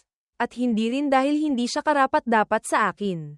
Noon, nakikita lang nila na hindi ako mahal ni Isabel Reyes. At kung pipilitin ko siya, hindi rin magiging maganda ang resulta. Ako ang anak na buong puso nilang pinalaki. Hindi nila kayang hayaan akong malaman ang kahihinatnan at magdusa pa rin. Noon, matigas ang ulo ko at hindi nagbago. Pilit ko siyang hinahabol. Saka ko lang nalaman na tama pala ang sinabi ng aking mga magulang. Ngayon, malaki na rin ang pagbabago sa kanilang saloobin. Andrew, sa mga taong ito, nakita namin ni mama mo kung paano unti-unting narating ni Isabel ang kinaroroonan niya ngayon. Nararamdaman namin ang pagmamahal niya para sa'yo. Kung itinuturing mo na itong isang panaginip, bakit hindi ka nalang bumalik? Harapin natin ito ng magkakasama. Pagkasabi ng aking ama, sumunod ang aking ina. Oo nga, Andrew, nahanap ka na rin niya. 4 na taon na ang lumipas. Bumalik ka na. Harapin natin ito ng magkakasama. Pwede ba? Hindi ako direktang sumagot. Pagkarinig ko, naramdaman kong hindi ka panipaniwala. Mahal ako ni Isabel Reyes. Hindi ako naniniwala. 5 taon kaming magkasama. Kung naramdaman ko lang kahit kalahating bahagi ng pagmamahal ni Isabel Reyes para sa akin. Hindi ko sana piniling magpeke ng pagkamatay. Ngayon, hindi siya kasama ni Angelo na nakatakda para sa kanya. Dahil lang sa araw-araw niyang pag-aalaga sa Erna ay masasabi ng mahal niya ako. Baka naman dahil hindi siya naniniwalang patay na talaga ako kaya pinili niyang imbestigahan ang katotohanan. Kapag nalantad na ang katotohanan, babalik pa rin siya kay Angelo. Sa pagkakataong ito, nagpagulong-gulong ako buong gabi. Hanggang sa mag-uumaga na, saka lang ako nakatulog. Pagkagising ko ulit, hapon na. Hindi ko alam kung bakit napakasarap ng tulog kong ito kaya medyo hindi ko na makilala ang panaginip at katotohanan. Natulala ako sa kama ng matagal. Bumalik ang aking ulirat, at nagmamadali akong bumangon para pumunta sa coffee shop. Siyempre, nakatayo si Isabel Reyes sa labas ng pinto kasama ang ilang regular na customer. Sa teorya, sinabi ko nang hindi sigurado kung magbubukas kami nitong mga araw na ito. Hindi dapat ganoon karaming tao ang darating. Kung meron man ay iilan lang. Ngunit ngayong napakaraming tao ang nagtipon. Hindi na kailangang isipin pa. Alam kong si Isabel Reyes ang tumawag sa kanila. Mula sa karamihan, agad akong nakita ni Isabel Reyes. At ang kanyang nakasimangot na mukha ay ngumiti. Lumapit siya ng isang hakbang. Puno ng kahulugan na sinabi, "Boss, sa wakas dumating ka na." Nang makita ko si Isabel Reyes sa sandaling ito, bahagya akong natigilan. Hindi pala panaginip. Muling nagkagulo ang aking alaala. Ngunit mabilis ding bumalik sa normal. Isa-isang binati ang mga customer. Kinuha ko ang susi at binuksan ang pinto. Pagbukas ng pinto, sumunod siya sa loob. Hindi ko maiwasang makaramdam ng galit at inis sa aking puso. Malinaw na umalis na ako. Ngunit bakit hindi na lang sila magsama ng maayos ni Angelo at pinuntahan pa ako? Naging maingay ang tindahan. Habang nagtitimpla ako ng kape ay nakaramdam ako ng kaunting kakaiba. Mula nang lumitaw si Isabel Reyes. Nagkagulo ang aking alaala kaya nakalimutan kong nagpeke ako ng pagkamatay. Mabuti na lang at hindi nagtagal ang pakiramdam na ito. Sa wakas ay natukoy ko na ang pinagmulan. Umupo si Isabel Reyes sa counter at umorder ng isang tasa ng kape. Napakasimple ng kape na ito. At mabilis na natapos. Iniabot ko sa kanya ang kanyang kape. Kinuha niya ang tasa. Hindi ininom. Ngunit diretso akong tinitigan. At nagsalita. Ang pangalan ko ay Isabel Reyes. Hello, Miss Reyes. Walang pagbabago sa aking mukha. Tila hindi ko talaga siya kilala. Ang reaksyong ito ay nagpainip kay Isabel Reyes. Bago pumunta sa Lungsod X nag-imbestiga na siya. 1 buwan at kalahati na ang nakalipas. Natuklasan niyang may kakaiba sa pamilyang Alfonso. Noong una, nang makita niya sila sa istasyon ng pulis, hindi niya napansin ang sakit ng pagkawala ng anak. Noong una, inakala niyang itinago lang nila ng malalim ang sakit sa kanilang puso. Hanggang sa ilang araw na ang nakalipas ay natuklasan niyang palaging regular na inililipat sa ibang bansa ang pera ng pamilyang Alfonso. Tila may itinatagong sikreto. Miguel Alfonso, Miguel Andrew, magkamukha, magkatulad ang tindig, magkatulad ang edad, isang nawala, isang lumitaw, kung ang isang pagkakatulad ay nagkataon lang. Kung gayon, napakaraming pagkakatulad na ang nabuo ay ang huling sagot. Matapang siyang nagsalita, Miguel Alfonso, hanggang kailan ka pa magtatago? Tumingala ako at tiningnan siya. May pagdududa sa aking mga mata. Miss Reyes, nagkakamali po kayo ng tao. Ang pangalan ko po ay Miguel Andrew. Pwede niyo rin po akong tawaging. Pilit kong itinatanggi. Tingnan natin kung ano ang magagawa niya sa akin. Ang dating pagkakakilanlan ay matagal nang namatay 4 na taon na ang nakalipas. Ang nabubuhay dito ay si Miguel Andrew lang. Natawa si Isabel Reyes sa mga salitang ito. Miguel Andrew, isang ulila, 4 na taon na ang nakalipas ay pumunta rito para hanapin ang kanyang mga kamag-anak. Totoo ngang may isang medyo malapit na kamag-anak. Ngunit ang taong iyon ay hindi, walang sino man ang talagang nakakita sa kamag-anak na ito. Isa pa. Nitong mga nakaraang taon ay malapit kang nakikipag-ugnayan sa mayamang pamilyang Alfonso sa Lungsod X bawat ilang buwan ay nagpapadala sila sa iyo ng pera. Maipapaliwanag mo ba? Nang marinig ko siya, napalunok ako. Ganoon kalalim ang imbestigasyon. Noong magkasama pa kami, hindi naman niya ako pinapansin ng ganito. Nang magpalat ako ng ibang pagkakakilanlan, sa halip ay inimbestigahan ako hanggang sa kaibuturan. Nagalit ako. At hindi na rin naging magalang ang aking pananalita. Miss Reyes, wala tayong alitan. Pero inimbestigahan mo ako. Kung sino man ang kinakausap ko ay walang kinalaman sa'yo. Hindi rin makapagsalita si Isabel Reyes. Huminto sandali at sinabi, tumulong sa akin noon ang pamilyang Alfonso. Ang iyong mga kilos ay kainahinala at kumuha ka pa ng napakaraming pera. May masama kang intensyon. Akala niya. Sa paggawa nito ay mapapagsalita niya ako. Ngunit sinulyapan ko siya. May pagdududang nagtanong. Kahit na may masama akong intensyon. Ang pamilyang Alfonso ang dapat maghanap sa akin para guluhin. Hindi ikaw ang dapat magsabi niyan. Anong karapatan mong questionin ako? Kaibigan ng Tito Alfonso at Tita Alfonso o ang babaeng binabayaran ng kanilang matagal nang namatay na anak? Ang pangungusap na ito ay tumusok sa puso ni Isabel Reyes. Agad na namula ang kanyang mga mata. Mahigpit na ikinagat ang kanyang labi. Masamang tiningnan ako, at tumalikod para umalis. Ang kanyang likod ay naglalabas ng isang malamig na aura. Isang lasa ng kalungkutan. Gumalaw ang aking mga labi.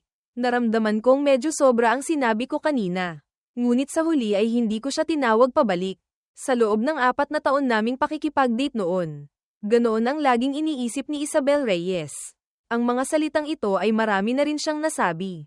Bakit pa magpapanggap na kaawa-awa?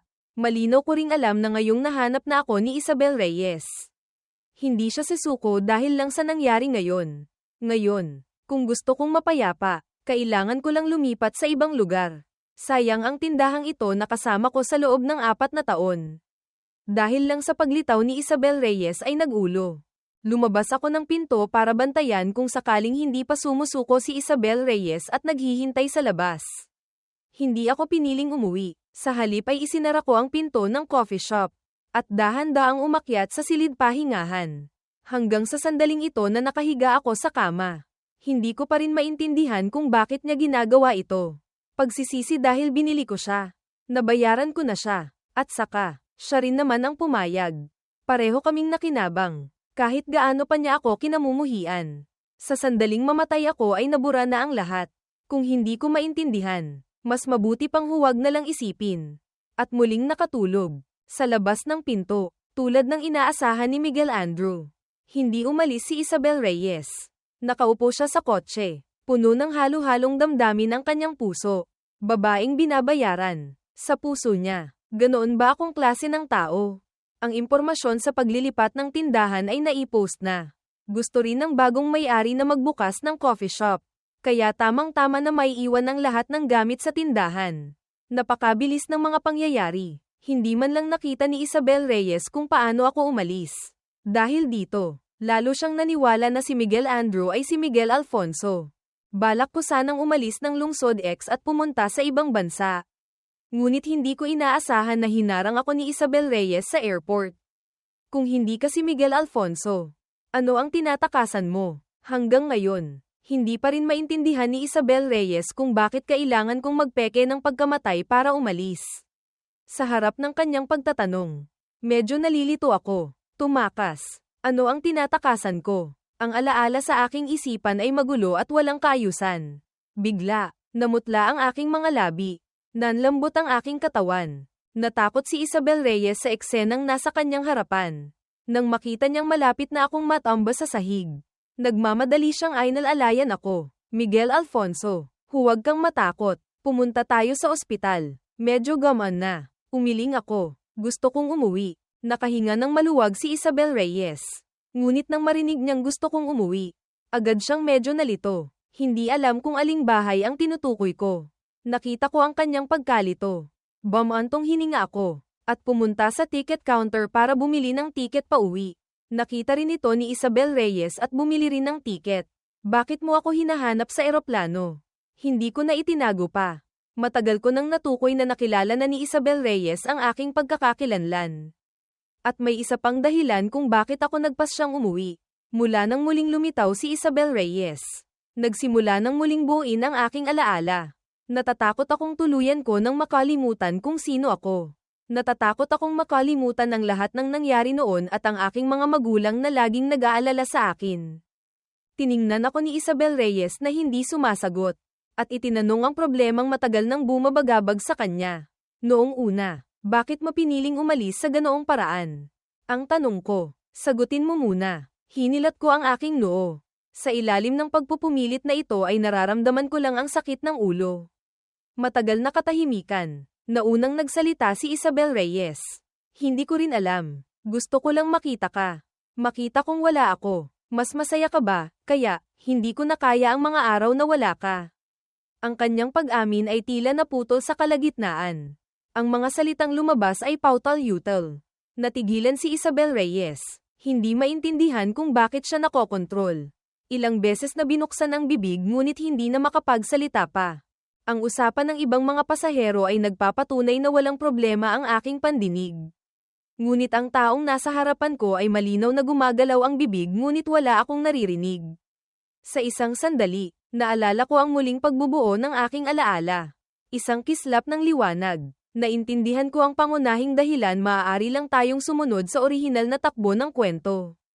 Ang supporting character na si Miguel Alfonso ay mamamatay ang kahihinatnan.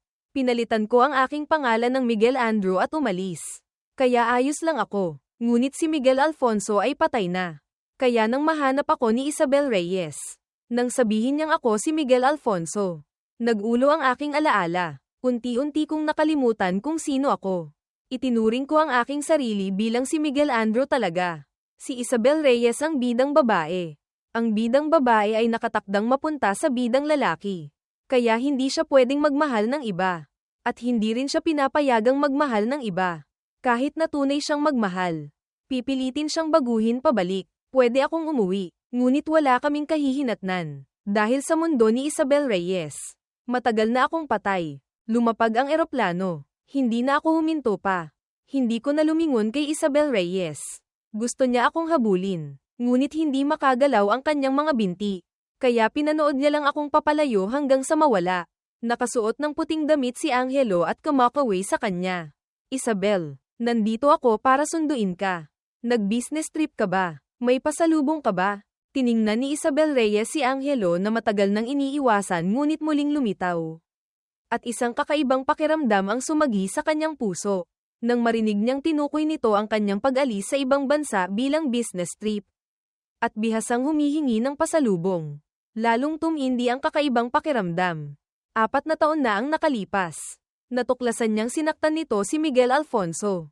Pinaalis niya ito. Matagal nang hindi nagpakita. Na parang isang basag na salamin na hindi naayos ngunit kusang bumalik sa dati sa isang kakaibang paraan. Hindi niya alam kung ano ito. Ngayon, ang pinakamahalaga ay hindi maging isang papel ng iba. Ang mga binti na kanina pa nakatali. Sa paglapit ni Angelo ay unti-unting nakalaya. Tila naintindihan na niya kung bakit ako umalis. Ngayon ay nararamdaman niyang dapat na siyang magbago. Ang malakas na boses ni Angelo na umaalingaw sa kanyang tainga ay nagpasakit sa kanyang ulo. Agad siyang huminto. Tiningnan si Angelo. At malamig na sinabi, "Tumahimik ka. Pwede bang manahimik ka sandali? Nakakainis ka." Ang biglaang paninisi ay nagpatigil kay Angelo. At lumitaw ang sama ng loob sa kanyang mukha. "Isabel, siguro pagod ka na talaga. Ano, uwi na tayo." Akmang hahawakan na sana niya ang kamay ni Isabel Reyes ngunit itinulak siya nito. Gusto niyang makipag-usap, ngunit binaliwala siya ni Isabel Reyes. Paglabas pa lang ng airport, binuksan ng driver ang pinto ng kotse para kay Isabel Reyes. Pagkasakay, ipinikit niya ng mahigpit ang kanyang mga mata. Hindi nakita ang sama ng loob ni Angelo. At itinago naman nito ang kanyang sama ng loob. Hindi maiwasang bumulong sa sarili. Lahat dahil sa taong yun. Patay na nga, hindi pa rin matahimik. Mula nang mamatay ako, si Isabel Reyes ay naging ibang tao na sa kanya. Malinaw na noon ay hindi siya lumalaban sa kanya. At talagang inakala niyang gusto ko siyang tulungan. Hindi niya inaasahan na ganito pala ang plano ko. Walang sino man ang naging komportable. Patay na siya. Wala na rin siyang magagawa sa kanya. Pagkatapos magreklamo ni Angelo, nakaramdam siya ng kawalan ng magawa. Namatay ako. At naging isang lugar na hindi na niya mahahawakan sa puso ni Isabel Reyes. Mabilis niyang natuklasan na nagkamali siya. Huminto ang kotse sa tapat ng mansyon ni Isabel Reyes. Bumaba si Isabel Reyes ngunit hindi umuwi. Sa halip ay naglakad sa ibang direksyon. Natigilan si Angelo, at nagmamadaling bumaba para sumunod. "Isabel, saan ka pupunta?" Naglakad si Isabel Reyes sa unahan nang hindi siya sinasagot. Napilitan siyang ilang sumunod. At habang lumalakad ay lalo siyang nakakaramdam ng hindi maganda. Natuklasan niyang papunta si Isabel Reyes sa bahay ng mga Alfonso. Mula nang mamatay si Miguel Alfonso, naging tensyonado ang relasyon ni Isabel Reyes at ng pamilyang Alfonso. Hindi pa siya pumupunta sa bahay ng mga Alfonso. Ngayon, pagka-uwi pa lang galing business trip ay bigla siyang pumunta sa bahay ng mga Alfonso. Ang mansyon ni Isabel Reyes at ang mansyon ng pamilyang Alfonso. Bagamat magkasalungat ang direksyon, ay hindi naman kalayuan. Hindi nagtagal ang dalawa at nakarating na sila sa mansyon ng pamilyang Alfonso. Sa sala, matagal na akong nakauwi. Ang aking mga magulang ay nakapaligid sa akin at nagtatanong tungkol sa aking mga karanasan. Nakangiti akong sumasagot. Sa sandaling ito, tumunog ang doorbell. Akmang bubuksan na sana ng katulong ang pinto nang makita niya ang tao sa labas at bahagyang natigilan. Pumasok si Isabel Reyes nang walang pakundangan. Pumasok si Isabel Reyes. Sumunod si Angelo. Hinabol sila ng katulong ngunit hindi niya mapigilan ang dalawa. Biglang bumukas ang pinto ng sala. Bilang reaksyon, lumingon ako at nagtama ang aming mga mata. "Miguel Alfonso, hindi ka papatay." Nang makita ako, sumigaw si Angelo sa gulat. Sumunod ang isang bugso ng galit. Ang katulong na kaka-rating lang ay nagmamadaling humingi ng tawad. "Madam, sir, basta na lang po silang pumasok. Hindi ko po talaga sila mapigilan." Iwinagayway ng aking ina ang kanyang kamay. At saka lang siya nakahinga ng maluwag. At nagmamadaling lumabas. Sa sandaling isinara ang pinto. Tiningnan ko ang dalawa. Hindi masaya ang aking boses. "Miss Reyes, Ginoong Angelo, napakalaking eksena nito. Hindi ko alam kung ano ang kailangan ninyo." Alam ni Isabel Reyes na bastos siya. Ngunit alam din niyang kung ipapaalam niya sa katulong. Tiyak na hindi niya ako makikita. Paumanhin. "Miguel Alfonso, gusto ko lang makipag-usap sa iyo sandali. Wala akong ibang intensyon." Pagkasabi nito, bigla niyang naisip na kasama pa pala si Angelo. At medyo nainis. Dati, hindi naman ganito. Ngayon ay parang dikit na pandikit. Gustuhin mang tanggalin ay hindi matanggal. Lumingon siya kay Angelo. At isang kislap ng pagkainip ang lumitaw sa kanyang mga mata. Anong ginagawa mo rito? Wala ka bang sariling gagawin? Muli siyang tinanggihan. Muling nasaktan si Angelo. Sobra lang siyang nagmamahal sa kanya. Natatakot na mawala siya. Ngunit ngayon, kahit ang pagsunod sa kanya ay ayaw na niya. Sa loob ng maraming taon, lagi siyang mabait sa kanya. Para hindi siya kamuhian ni Isabel Reyes. Pinili pa rin ni ang ilang umalis dito. At maghintay sa labas ng mansyon. Pabalik-balik siya sa labas ng mansyon. Para pagkatapos nilang mag-usap, agad niya itong makikita. Sa loob ng bahay, nagkatinginan ng aking mga magulang. Lumingon at nakita kaming nagtatalo ni Isabel Reyes. Mahinang umubo ang aking ama. Binasag ang katahimikan. May gagawin pa kami. Kung ano man ang problema ninyo. Dahan-dahan lang kayong mag-usap. Huwag na kayong laging nag-aaway. Pagkasabi nito, hindi na hinintay ang aming sagot at dumiretso na palabas. Agad na kaming dalawa na lang ang naiwan sa sala. Matagal na katahimikan. Saka lang nagsalita si Isabel Reyes. Miguel Alfonso. Agad kong pinutol ang kanyang salita. Kung may sasabihin ka, diretsuhin mo na. Noong una, binili kita. At lagi kang malamig na parang yelo. Ngayong tapos na. Hindi pa tayo umaabot sa puntong pwede tayong magtawagan ng ganyan ka-close. Isa pa, patay na si Miguel Alfonso. Ngayon, ang anak-anakan lang ng pamilyang Alfonso. Si Miguel Andrew, ang narito. Nang makita kong sa bawat pagkakataon ay gusto kong linawin ang hangganan sa pagitan namin. Sumakit ang puso ni Isabel Reyes. Kumalat ang pait sa kanyang bibig. Ilang beses na gumalaw ang kanyang mga labi. At nahirapang magsalita. Miguel Alfonso, alam kong dati, masyado akong matigas ang ulo. Nag-aatubili akong aminin ang damdaming ito dahil pakiramdam ko ay hindi ito tama. Nang mabalitaan kong namatay ka, saka ko lang naintindihan ang aking sariling kalooban. Saka ko lang napagtanto kung gaano ako katanga. Miguel Alfonso, maniwala ka sa akin. Mahal talaga kita. Hindi pa tapos ang kanyang salita. Muli ko siyang pinutol. Mahal mo na ako. Tapos, natigilan si Isabel Reyes. Hindi maintindihan ang ibig kong sabihin. Malamig ang aking mukha. Walang kahit anong emosyon. Si Miguel Alfonso na makikipag-ugnayan kay Isabel Reyes ay may isang kahihinatnan lang. Iyon ay kamatayan. Isabel Reyes, hindi mo ba nararamdaman? Malinaw pa rin ang lahat ng nangyari sa eroplano. Naniniwala rin ako sa kanya. Kahit hindi ko alam ang tungkol sa nagising na alaala. Hindi ko naramdaman na nahimatay ako dahil sa nag-ulong alaala. Ngunit ang pagkawala niya ng boses at hindi makapagsalita ay sapat na para patunayang mali ang mundong ito. Sa isip ni Isabel Reyes, naalala niya ang pakiramdam na kinokontrol sa lahat ng mga pangyayaring ito. Bahagyang nanginginig ang kanyang mga labi. Hindi makapagsalita, matagal na niyang napansin. Ngunit ayaw niyang tanggapin ang kapalaran. Mayroon siyang minamahal. Ayaw niyang may sino mang kumokontrol sa kanyang buhay. Miguel, pagkatawag pa lang ay naisip na niya ang sinabi ko. Si Miguel Alfonso na makikipag-ugnayan kay Isabel Reyes ay maaari lang mamatay. Kaya pinigilan niya at pinalitan ng paraan ng pagtawag. Nang muli siyang tumingin sa akin. Puno na siya ng determinasyon. Miguel Andrew, hintayin mo ako. Hindi ako mag-aatubiling tumakbo patungo sa'yo. Sa araw na iyon, walang sino man ang makakapigil sa atin. Tiningnan ko ang kanyang kakaibang determinasyon. Natigilan at hindi makapagsalita. Walang sino man ang makakapigil sa atin. Magkakaroon ba ng ganoong araw? Hindi kinokontrol ng script. Hindi na kailangang burahin ang alaala. Hindi na kailangang panoorin siyang magmahal ng iba. Lagi kong iniisip na matatanggap ko ang kahihinatnang ito. Ngayong sinabi ni Isabel Reyes ang mga salitang iyon. Hindi maiwasang sumibol ang isang kislap ng pag-asa sa aking puso.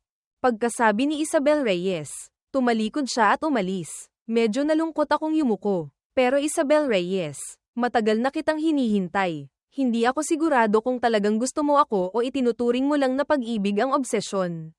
Bakit hindi ko kailanman naramdaman ang pagmamahal mo para sa akin? Mahina akong bamulong sa sarili. Narinig ng aking mga magulang na walang kibo at sumilip. Nakita ang aking likod at hindi maiwasang masaktan. Lumapit sila sa akin. At mahinang inalo. Miguel Alfonso, anong problema? Nag-away na naman ba kayo? Noong una, kaunting pagkawala lang. Nang marinig ko ang pag-aalala ng aking ina. Hindi ko na makontrol ang aking emosyon. At yumuko sa sakit. Hindi maintindihan ng aking mga magulang kung ano talaga ang nangyari. Gusto nilang pag-aanin ang loob ko ngunit hindi alam kung saan magsisimula. Naguguluhang nagkatinginan. At walang magawang maingat na inalo. Nag-isip ako sandali. Dala ang hindi pa tuyong luha. Maria, pa, yung panaginip na sinabi ko. Kung totoo, ano ang gagawin ko? Biglang naintindihan ng dalawa. Kaya pala dahil sa panaginip na iyon kaya ako nasasaktan. Agad silang nakaramdam ng kaunting katawa-tawa. Dahil sa panaginip na ito, nagpeke ng pagkamatay at tumakas sa ibang bansa para mamuhay mag-isa sa loob ng 4 na taon ay isang hindi kapani-paniwalang bagay na. Ngayong sa wakas ay pumayag na akong bumalik. Iniisip ko pa rin ang tungkol sa panaginip na iyon. Nang magtama ang aming mga mata sa aking mukhang puno ng sama ng loob. Agad silang naging seryoso. Miguel Alfonso, huwag kang matakot. Ano man ang mangyari, nandito kami sa tabi mo. Mahal ka namin ni Papa mo magpakailanman. Paglabas ni Isabel Reyes ng bahay, nakita niya si ang ilang palabas ng garahe. Nagtama ang kanilang mga mata. At kumirat ang puso ni Angelo. Hindi niya siguro napansin. No, habang nag-iisip, naningkit ang mga mata ni Isabel Reyes. Sinulyapan si Angelo. At mahinang nagtanong, saan ka galing? Ako, ano naman ang gagawin ko? Nainip lang kaya naglakad-lakad. Kakamo-kamot sa ulo si Angelo. Paulit-ulit na umiling para itanggi. At nagmamadaling ibahin ang usapan. Isabel, tapos na ba kayong mag-usap? Hindi na maaga. Uwi na tayo. Nang mabanggit si Miguel Andrew. Nag-atubili si Angelo na magsalita. Noong una, nakita na niya ang bangkay ni Miguel Alfonso. Kahit na nasira na ang mukha, malalim niyang naaalala na ang mukhang iyon ay si Miguel Alfonso. Walang duda. Kung gayon, sino ang taong nasa mansyon na kamukhang kamukha ni Miguel Alfonso? Hindi pwedeng multo. At lalong hindi pwedeng namatay na at nabuhay ulit. Di ba, Isabel? Si Kuya Miguel Alfonso ay hindi 4 na taon na ang nakalipas, yung tao kanina. Sinulyapan ni Isabel Reyes si Angelo. At naglakad palabas. Nang makita niyang sumusunod ito, nagbabala siya. Hindi siya si Miguel Alfonso.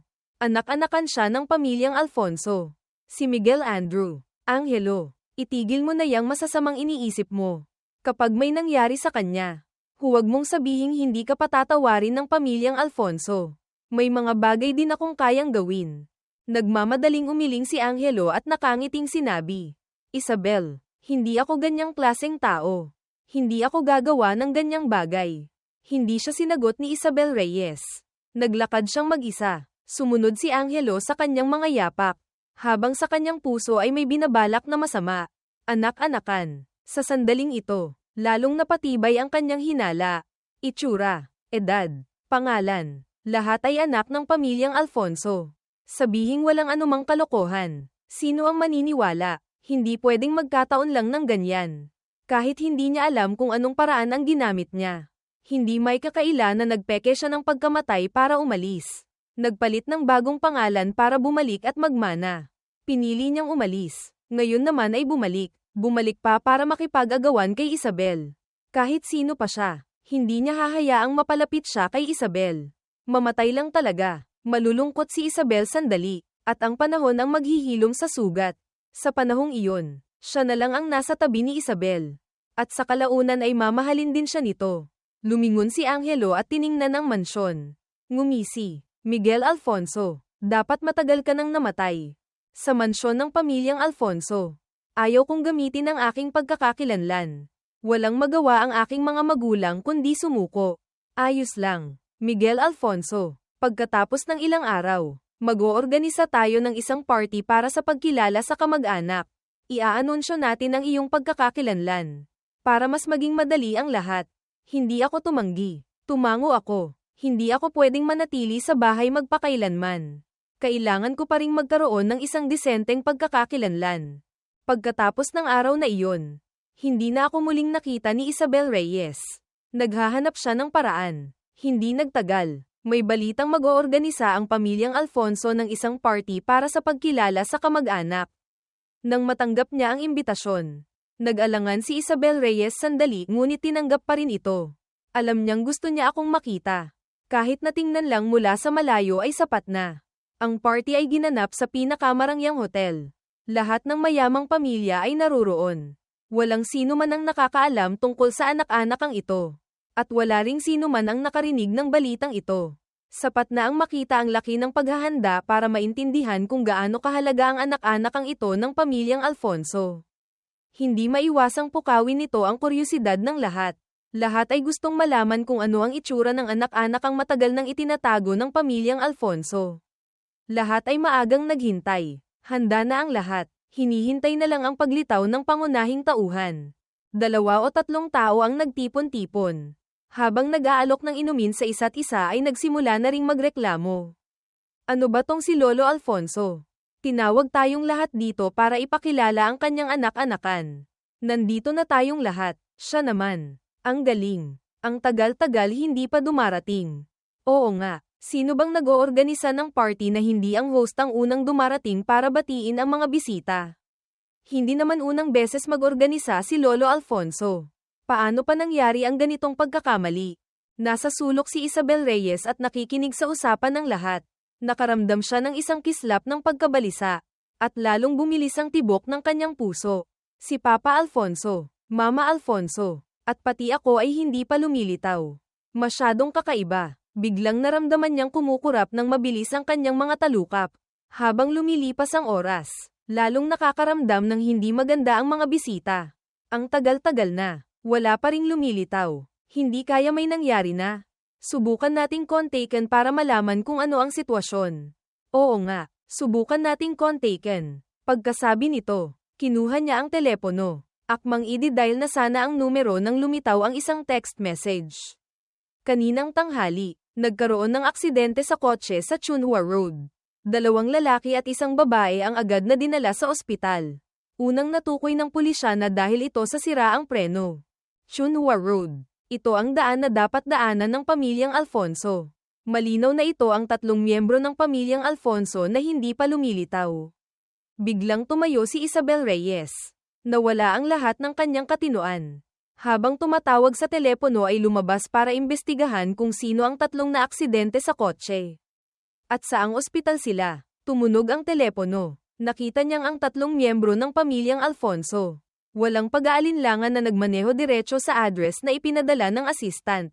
Pagkalipas ng 5 minuto, sa Z-City Central Hospital, nagtanong si Isabel Reyes sa nurse. Nalaman ang lokasyon namin, at dumiretso na sa itaas. Kakatapos lang ng operasyon, wala nang panganib sa buhay. Noon lang nakahinga ng maluwag si Isabel Reyes. Maingat niyang naalala ang kakaibang pangyayari sa aksidenteng ito. Isang malaking pamilya tulad ng pamilyang Alfonso. Tiyak na pinapanatili ang kanilang mga sasakyan. Hindi pwedeng masira ang preno. Maaari lang itong kagagawan ng tao. Nang maisip niya ang kagagawan ng tao, agad na lumitaw sa isip ni Isabel Reyes ang imahe ni Angelo na lumabas mula sa garahe ng pamilyang Alfonso noong araw na iyon. Sa isang iglap, mabilis na sumibol ang pagsisisi mula sa kaibuturan ng kanyang puso. Si Angelo, 4 na taon na ang nakalipas, ay may masamang intensyon na kay Miguel Alfonso. Ngayon, pagbalik niya, paano siya mananahimik at walang gagawin? Isa pa, napakalinaw ng pagkakasala ni Angelo. Bakit ako nagalit lang at hindi napansin? Kung naging mas maingat lang ako, hindi sana nangyari ang biglaang sakunang ito. Pagkatapos ng pagsisisi, hindi na mapigilan ang galit. Gayunpaman, nagbabala na ako kay Angelo na huwag hayaang masaktan si Miguel Alfonso. Dahil may mga bagay din akong kayang gawin. Ngayon, binalewala ni Angelo, at pinasok pa niya sa ospital ang 3 miyembro ng pamilyang Alfonso. Nagngangalit ang mga ngipin ni Isabel Reyes. Angelo, ang galing mo. 5 araw sa ospital. Sunod-sunod kaming nagising ni Mama at Papa. Nang makita ko ang tagapag-alaga, bilang reaksyon ay akmang uupo ako ngunit agad akong napansin. Pinakalma ako ng tagapag-alaga. Ako po ay inimbitahan ni CEO Reyes para alagaan kayo. Nasa kabilang silid po ang inyong mga magulang at may nag-aalaga na rin sa kanila. Huwag po kayong mag-alala. Kakagising nyo lang po at hindi pa kayo ganap na nakaka-recover. Mag-ingat po kayo at huwag masyadong gumalaw. Hindi malinaw ang aking kamalayan. Napakagulo ng aking isipan. Narinig ko ang kanyang sinabi at masunurang humiga ulit. Nang makita niyang nakahiga na ako. Saka lang niya kinuha ang telepono para tawagan si Isabel Reyes. CEO Reyes. Gising na po si Ginoong Alfonso. Sa mansyon ni Isabel Reyes. May isang maliit at madilim na silid na puno ng mga gamit. Ang tanging bintana na maaaring magbigay ng liwanag ay tinakpan. Ang mga gamit na nakaimbak sa loob ay inalis na para maiwasan si ang ilang gumamit ng mga kasangkapan para makatakas. Nakatali ang mga kamay ni Angelo. May buzzle din sa bibig. Tuyo ang mga labi. Malabo ang kamalayan. Kaawa-awa ang itsura na nakaupo sa sulok. Pilit na sinusuportahan ang kaunting lakas. Sa wakas ay sumuko kay Isabel Reyes. Walang magawang tiningnan siya. At nakiusap sa kanya. Nang marinig niya ang sinabi ng tagapag-alaga. Pinatay niya ang tawag. Lumingon kay Angelo. Ngumisi at sinabi, Angelo, magandang balita. Gising na si Andrew at sina Tito Alfonso at Tita Alfonso. Pagkasabi nito, lumabas siya ng silid. Personal na isinara ang pinto. At sakalang kampanteng pumunta sa ospital. Ang huling liwanag sa silid ay isinara na rin ni Isabel Reyes. Si Angelo ay tuluyang nalubog sa kadiliman. Takot, kawalan ng magawa, pagkamuhi. Siya at si Isabel Reyes ay magkababata. Bukod sa nanay ni Isabel. Siya lang ang tanging taong tinatanggap nito. Lagi kong iniisip na siya ang pinaka-espesyal na tao sa puso ni Isabel Reyes. Nang maglaon, para mailigtas ang nanay ni Isabel. Naging babae ko siya. Gayunpaman, sa pagitan nilang dalawa, si Angelo pa rin ang pinapahalagahan niya. Ngunit si Angelo ay nagseselos pa rin sa akin. Napakaraming taon na siyang kasama ni Isabel Reyes ngunit hindi naging kanya. Habang ako naman ay madaling nakuha ang 5 taon sa tabi niya. Paulit-ulit niya akong sinisiraan. Gustong kamuhiin siya ni Isabel Reyes. Noong una, umuunlad ang lahat ayon sa kanyang imahinasyon. Ngunit hindi niya inaasahan na mamamatay ako. Ganoon na nga, naging isang lugar na hindi na niya mahahawakan sa puso ni Isabel Reyes. Siya mismo, dahil lang sa pagpuntirya sa pagkakataong ito, ay tuluyang kinamuhian ni Isabel Reyes. Kahit nakasama niya ito, halos lahat ng oras ay itinuturing siyang hangin. Naghintay pa siya ng 4 na taon. Akala niya ay matutupad na ang kanyang nais. Ngunit bumalik ako. Gusto niya akong mamatay. Gusto niyang mamatay kasama ang buong pamilya ko. Ngunit natuklasan ni Isabel Reyes kaya napunta siya sa isang madilim at sira-sirang silid. Hindi nakikita ang sikat ng araw. Araw-araw na pinahihirapan. Kahit ang pag-inom ng tubig ay isang luho. Nasa ganitong kalagayan siya. Habang kami namang pamilya ay ligtas at walang anumang pinsala. Ang sakit at pagkamuhi ni Angelo ay walang mapaglabasan. Mahigpit na ikinagat ang kanyang mga ngipin. At agad na pumuno ang lasa ng dugo sa kanyang bibig. Hindi malinaw ang kanyang kamalayan. Sa kanyang isipan ay nararamdaman lang niyang uhaw na uhaw. Itinaas ang kanyang mga kamay na nakatali. At marahas na kinagat. Si Isabel Reyes ay nasa daan. Biglang nakaramdam ng matinding sakit. Biglang bumitaw ang kanyang mga kamay. At agad na nawalan ng kontrol ang sasakyan. Sumalpok sa isang malaking puno. Isang matinis na tunog ang umalingaw-ngaw. Dahil sa inertia, tumama ang kanyang ulo sa manibela. At malabo ang kanyang kamalayan. Narinig lang niya ang tunog ng basag na salamin. Tila mayroon ding tunog ng tumutulong dugo. Mamamatay na ba ako? Sa sandaling mawala ang kanyang kamalayan. Umalingaw-ngaw sa kanyang tainga ang isang babala. Nanganganib ang mga bida. Mahina ang mga senyales ng buhay. Malapit nang gumuho ang mundo. Bidang lalaki. Bidang babae. Sino ang nagsasalita sa tainga ko? Anong ibig sabihin nito? Guni-guni ba ito? Hindi pa nakakakilos. Agad na nakatulog si Isabel Reyes. Pagkagising niya, nasa isang espasyo si Isabel Reyes na puno ng mga code. Ang mga code ay lumulutang sa hangin. Gustong hawakan ngunit tumatagos lang.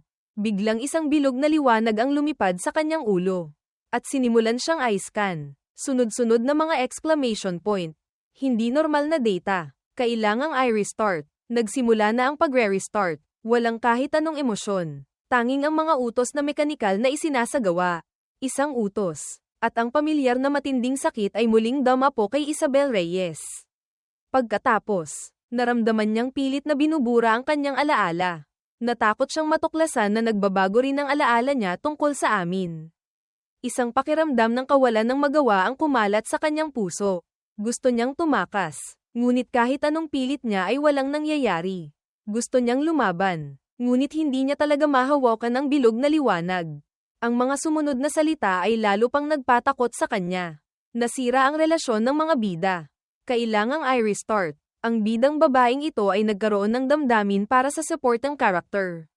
Kailangang i-restart. Gusto ng bidang babae na patayin ang bidang lalaki. Kailangang i-restart. Bawat salita ay nagpaintindi kay Isabel Reyes. Tinitigin niya ang bilog na liwanag. Nagngangalit ang mga ngipin. Kaya pala ikaw ang kumokontrol sa akin. Ako ang bidang babae. Gusto kong patayin ang bidang lalaki. Kung gayon, si Angelo ang bidang lalaki. Si Miguel Alfonso ang supporting character. Napakalinaw. Nang marinig niya ang kanyang sinabi, huminto sandali ang sistema bago muling nagsalita. Ako ang responsable sa pagpapanatili ng operasyon ng mundong ito. Hindi ako sisigat sa anumang tanong. Ang eksenang ito ay nagpatunay sa hinala ni Isabel Reyes. Naramdaman lang niyang masyadong hindi kapanipaniwala. Ang kanyang buhay pala ay kinokontrol. Bigla niyang naalala ang narinig niya bago mawalan ng malay. Babala, nanganganib ang mga bida. Mahina ang mga senyales ng buhay. Malapit nang gumuho ang mundo. Kaya pala hindi siya nagkamali ng dinig. Totoo ngang pareho silang nanganganib. Hindi na makapagpatuloy ang mundo kaya dinala siya rito para suriin. Nang maisip niya ito, bahagyang gumalaw ang mga mata ni Isabel Reyes. Akala niya, kung magpepik ako ng pagkamatay ng isang beses, hindi na ako makokontrol. At kung gagayahin niya ito, ayos na. Hindi pa niya nahahanap ang tamang pagkakataon. Ngunit ang pagkakataong ito ay biglang lumitaw sa kanyang harapan. Kung pareho silang mamamatay, magugunaw ang mundo. At ang bagay na ito ay nagmamalasakit lang kung normal bang gumagana ang mundo. Kung gayon, natural lang na magkakaroon siya ng pagkakataong makipag-ayos. Hayaan mo akong umalis. Ayoko nang makontrol mo bilang kung anong bidang babae. Gusto ko lang makasama si Miguel Alfonso. Humihingal si Isabel Reyes. Natatakot na pilit na i-restart ng sistema ang kanyang alaala. Kung talagang makakalimutan niya ako, magiging isang papel na kinokontrol ng iba. Mas mabuti pang mamatay na lang siya. Kumislap ang bilog na liwanag. Tila hindi naiintindihan ang ibig niyang sabihin. Agad na muling nagsalita si Isabel Reyes. Pwede mong i-restart ang alaala ko, pero ang pagmamahal ko kay Miguel Alfonso, hindi ninyo mai-restart. Kahit pilitin niyo akong kalimutan. Pagkaalis ko rito, sa huli ay maaalala ko rin. Sa panahong iyon, kung pipilitin niyo ako, tiyak na pipiliin kong magpakamatay. Tumahimik sandali, saka lang ito nagsalita, hindi na mekanikal na boses kundi unti-unting naging malambing. Hindi ba maganda yon? Maaari mong angkinin ang lahat. May pagkakataon ka, at may walang katapusang kayamanan. May bidang lalaki na ikaw lang ang mahal. Ikaw ang pinakamasaya sa mundong ito. Dala ang payo. Gusto lang nitong maintindihan ng taong nasa harapan niya ang kanyang puso. Bumalik sa mundong para sa kanya. At angkinin ang lahat, maliban sa pagmamahal sa supporting character. Napakasayang. Napakadedikado ni Isabel Reyes. Matigas na umiling. Gusto ko lang makasama ang Miguel Alfonso ko. Mawala man ang lahat ng meron ako ngayon. Hindi ka ba magsisisi? Hindi nito naiintindihan ang pag-ibig ng lalaki at babae. Sa mata nito, hindi ba't ito ang mas magandang pagpipilian para kay Isabel Reyes? Matatag siyang tumango, hindi ako magsisisi. Pero nakatakda siyang mamatay. Ang kahulugan ng papel na ito ngayon ay para bumalik ka sa bidang lalaki. At sa huli ay tiyak na mamamatay siya sa kamay ng bidang lalaki. Ang pangungusap na ito ay sumakit sa puso ni Isabel Reyes. Hindi alam kung ano ang gagawin. Kahit na nagpeke na ng pagkamatay, magiging ganito pa rin ba ang kahihinatnan? Tiningnan nito ang ekspresyon ni Isabel Reyes. Napakasaya, kahit hindi nito alam ang ekspresyon nito. Ang bilis ng pag-ikot nito ay nagpapakita kung gaano ito kasaya. Ipinanganak ito sa espasyong ito. Namamahala ng hindi mabilang na mundo. Isang maliit na supporting character lang naman. Palitan lang ng iba ay ayos na. Ngunit biglang huminto ang bilis ng pag-ikot nito. Ang iniisip nito ay hindi na kailangang maging bidang babae pa. Ang data ay matagal nang naging luwanma. Sinulyapan ang pag-unlad ng mundo. Nagpa siya itong huwag nang makipag-away pa kay Isabel Reyes. Sige, hindi ba't matagal nang namatay si Miguel Alfonso 4 na taon na ang nakalipas? Hanggang sa matapos ang pangungusap na ito, natauhan si Isabel Reyes. Kaya pala ang nakatakdang mamatay ay ang sinabi ko noong una. Agad na sinabi, lahat ng meron ka ngayon ay dahil sa pagiging bidang babae mo. Kung talagang napag-isipan mo ng mabuti na sumuko, pagbalik mo, wala ka nang matitira. Hindi lahat ng supporting character ay may pagkakataong tulad ni Miguel Alfonso na maging anak ng isang mayaman. Ang pagsuko mo sa pagkakakilanlang ito ay nangangahulugang may ibang papalit sa'yo. Kahit ang pangalan mo ay hindi mo na mapapanatili. Akala nito ay matatakot nito si Isabel Reyes. Ngunit matatag na sinabi ni Isabel Reyes. Kusang loob kong isinusuko ang pagkakakilanlang ito. Isinusuko ang lahat ng meron ako ngayon. Magpakailanman hindi ako magsisisi. Nang araw na magising ako, sinabi ng tagapag-alaga na darating si Isabel Reyes. Hanggang sa makalabas kami ng ospital. Hindi siya lumitaw. Akala ko niloloko ako ng tagapag-alaga. Saka ko lang nalaman na naaksidente rin pala sa kotse si Isabel Reyes. Napakalubha, muntik nang hindi mailigtas. Labis akong nag-alala kaya pinakiusapan ko ang tagapag-alaga na dalhin ako para makita siya. Sa ICU, laging walang malay si Isabel Reyes. Manipis na buto sa oxygen mask. Ang pataas-baba na tibok ng puso sa electrocardiogram ang nagpapatunay na buhay pa siya. Nang malaman kong naaksidente siya sa kotse nang walang anumang babala habang papunta sa akin. Labis akong nagsisi. 4 na taon kaming magkahiwalay. Hindi ko kailanman binigyan siya ng magandang mukha. Dahil hindi ko naramdaman ang pagmamahal niya para sa akin. Habang pinagmamasdan siyang nakahiga sa kama ng ospital na ganoon. Sobrang sakit ng puso ko. Sobrang sakit. Nakahiga ako sa kama ng ospital. Inaalagaan niya ako. Nakahiga siya sa kama ng ospital. Ako naman, pagkatapos kong ganap na gumaling saka ko lang nalaman. Paumanhin, Isabel, hindi naman siya may utang sa akin. Noong una ay dahil sa pamimilit ko kaya nangyari. Normal lang na hindi niya ako mahal. Para makatakas sa kahihinat ng kamatayan. Binitawan ko ang relasyong iyon. Hindi ko inaasahan na magpapatuloy pa rin ito. Dahil sa nangyari 4 na taon na ang nakalipas. Lagi akong may sama ng loob. Habang siya naman ay laging matiyag ang inaalo ako. Yumuko ako sa pagkatsok. Sa gilid ng aking mata ay nakita kong gumalaw ang kanyang daliri. Nagulat ang aking puso, at nagmamadaling humanap ng doktor. Gising na si Isabel Reyes. Nagmulat ng mata si Isabel Reyes. Nakita ang nurse na may ipinapayo sa akin.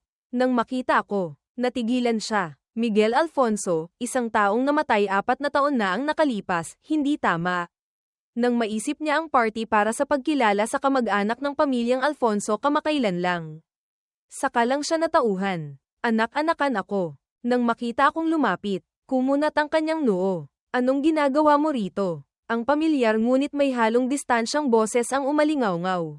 Natigilan ako. Bakit ganyan ka-estranghero ang reaksyon? Akmang magpapaliwanag na sana ako nang mapansin kong hindi tama. Hindi siya yung Isabel Reyes na iyon. Hindi yung Isabel Reyes na nagsabing mahal niya ako. Hindi yung Isabel Reyes na walang pag-aalinlangan na tumakbo patungo sa akin. Kundi yung Isabel Reyes sa orihinal na script na kinamumuhian ako.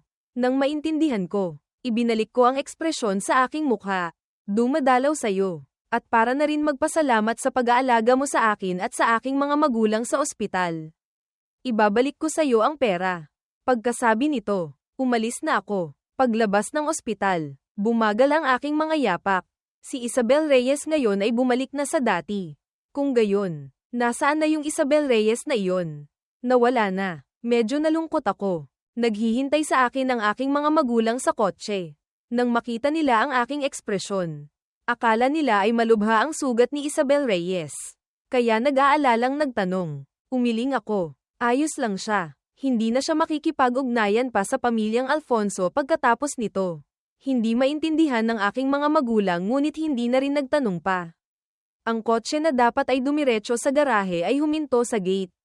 Madam, sir, may tao po sa labas ng gate. Ang sinabi ng driver ay nagpalito sa amin. Tumingin kami sa malayo. Sa labas ng gate ay may isang maliit at payat na tao na nakaupo ng nakabaluktot. Hindi makita ng malinaw ang mukha. Akala ng aking mga magulang ay pulubi. Akmang ipapaalis na sana. Isang kislap ng liwanag. Pinigilan ko ang aking mga magulang at bumaba. Dumiretso ako sa pulubi. Walang magawa ang aking mga magulang kundi sumunod sa akin. Anong ginagawa mo rito? Sino ka? Tumingala ka. Sa isang iglap, siya ang taong minahal ko ng maraming taon.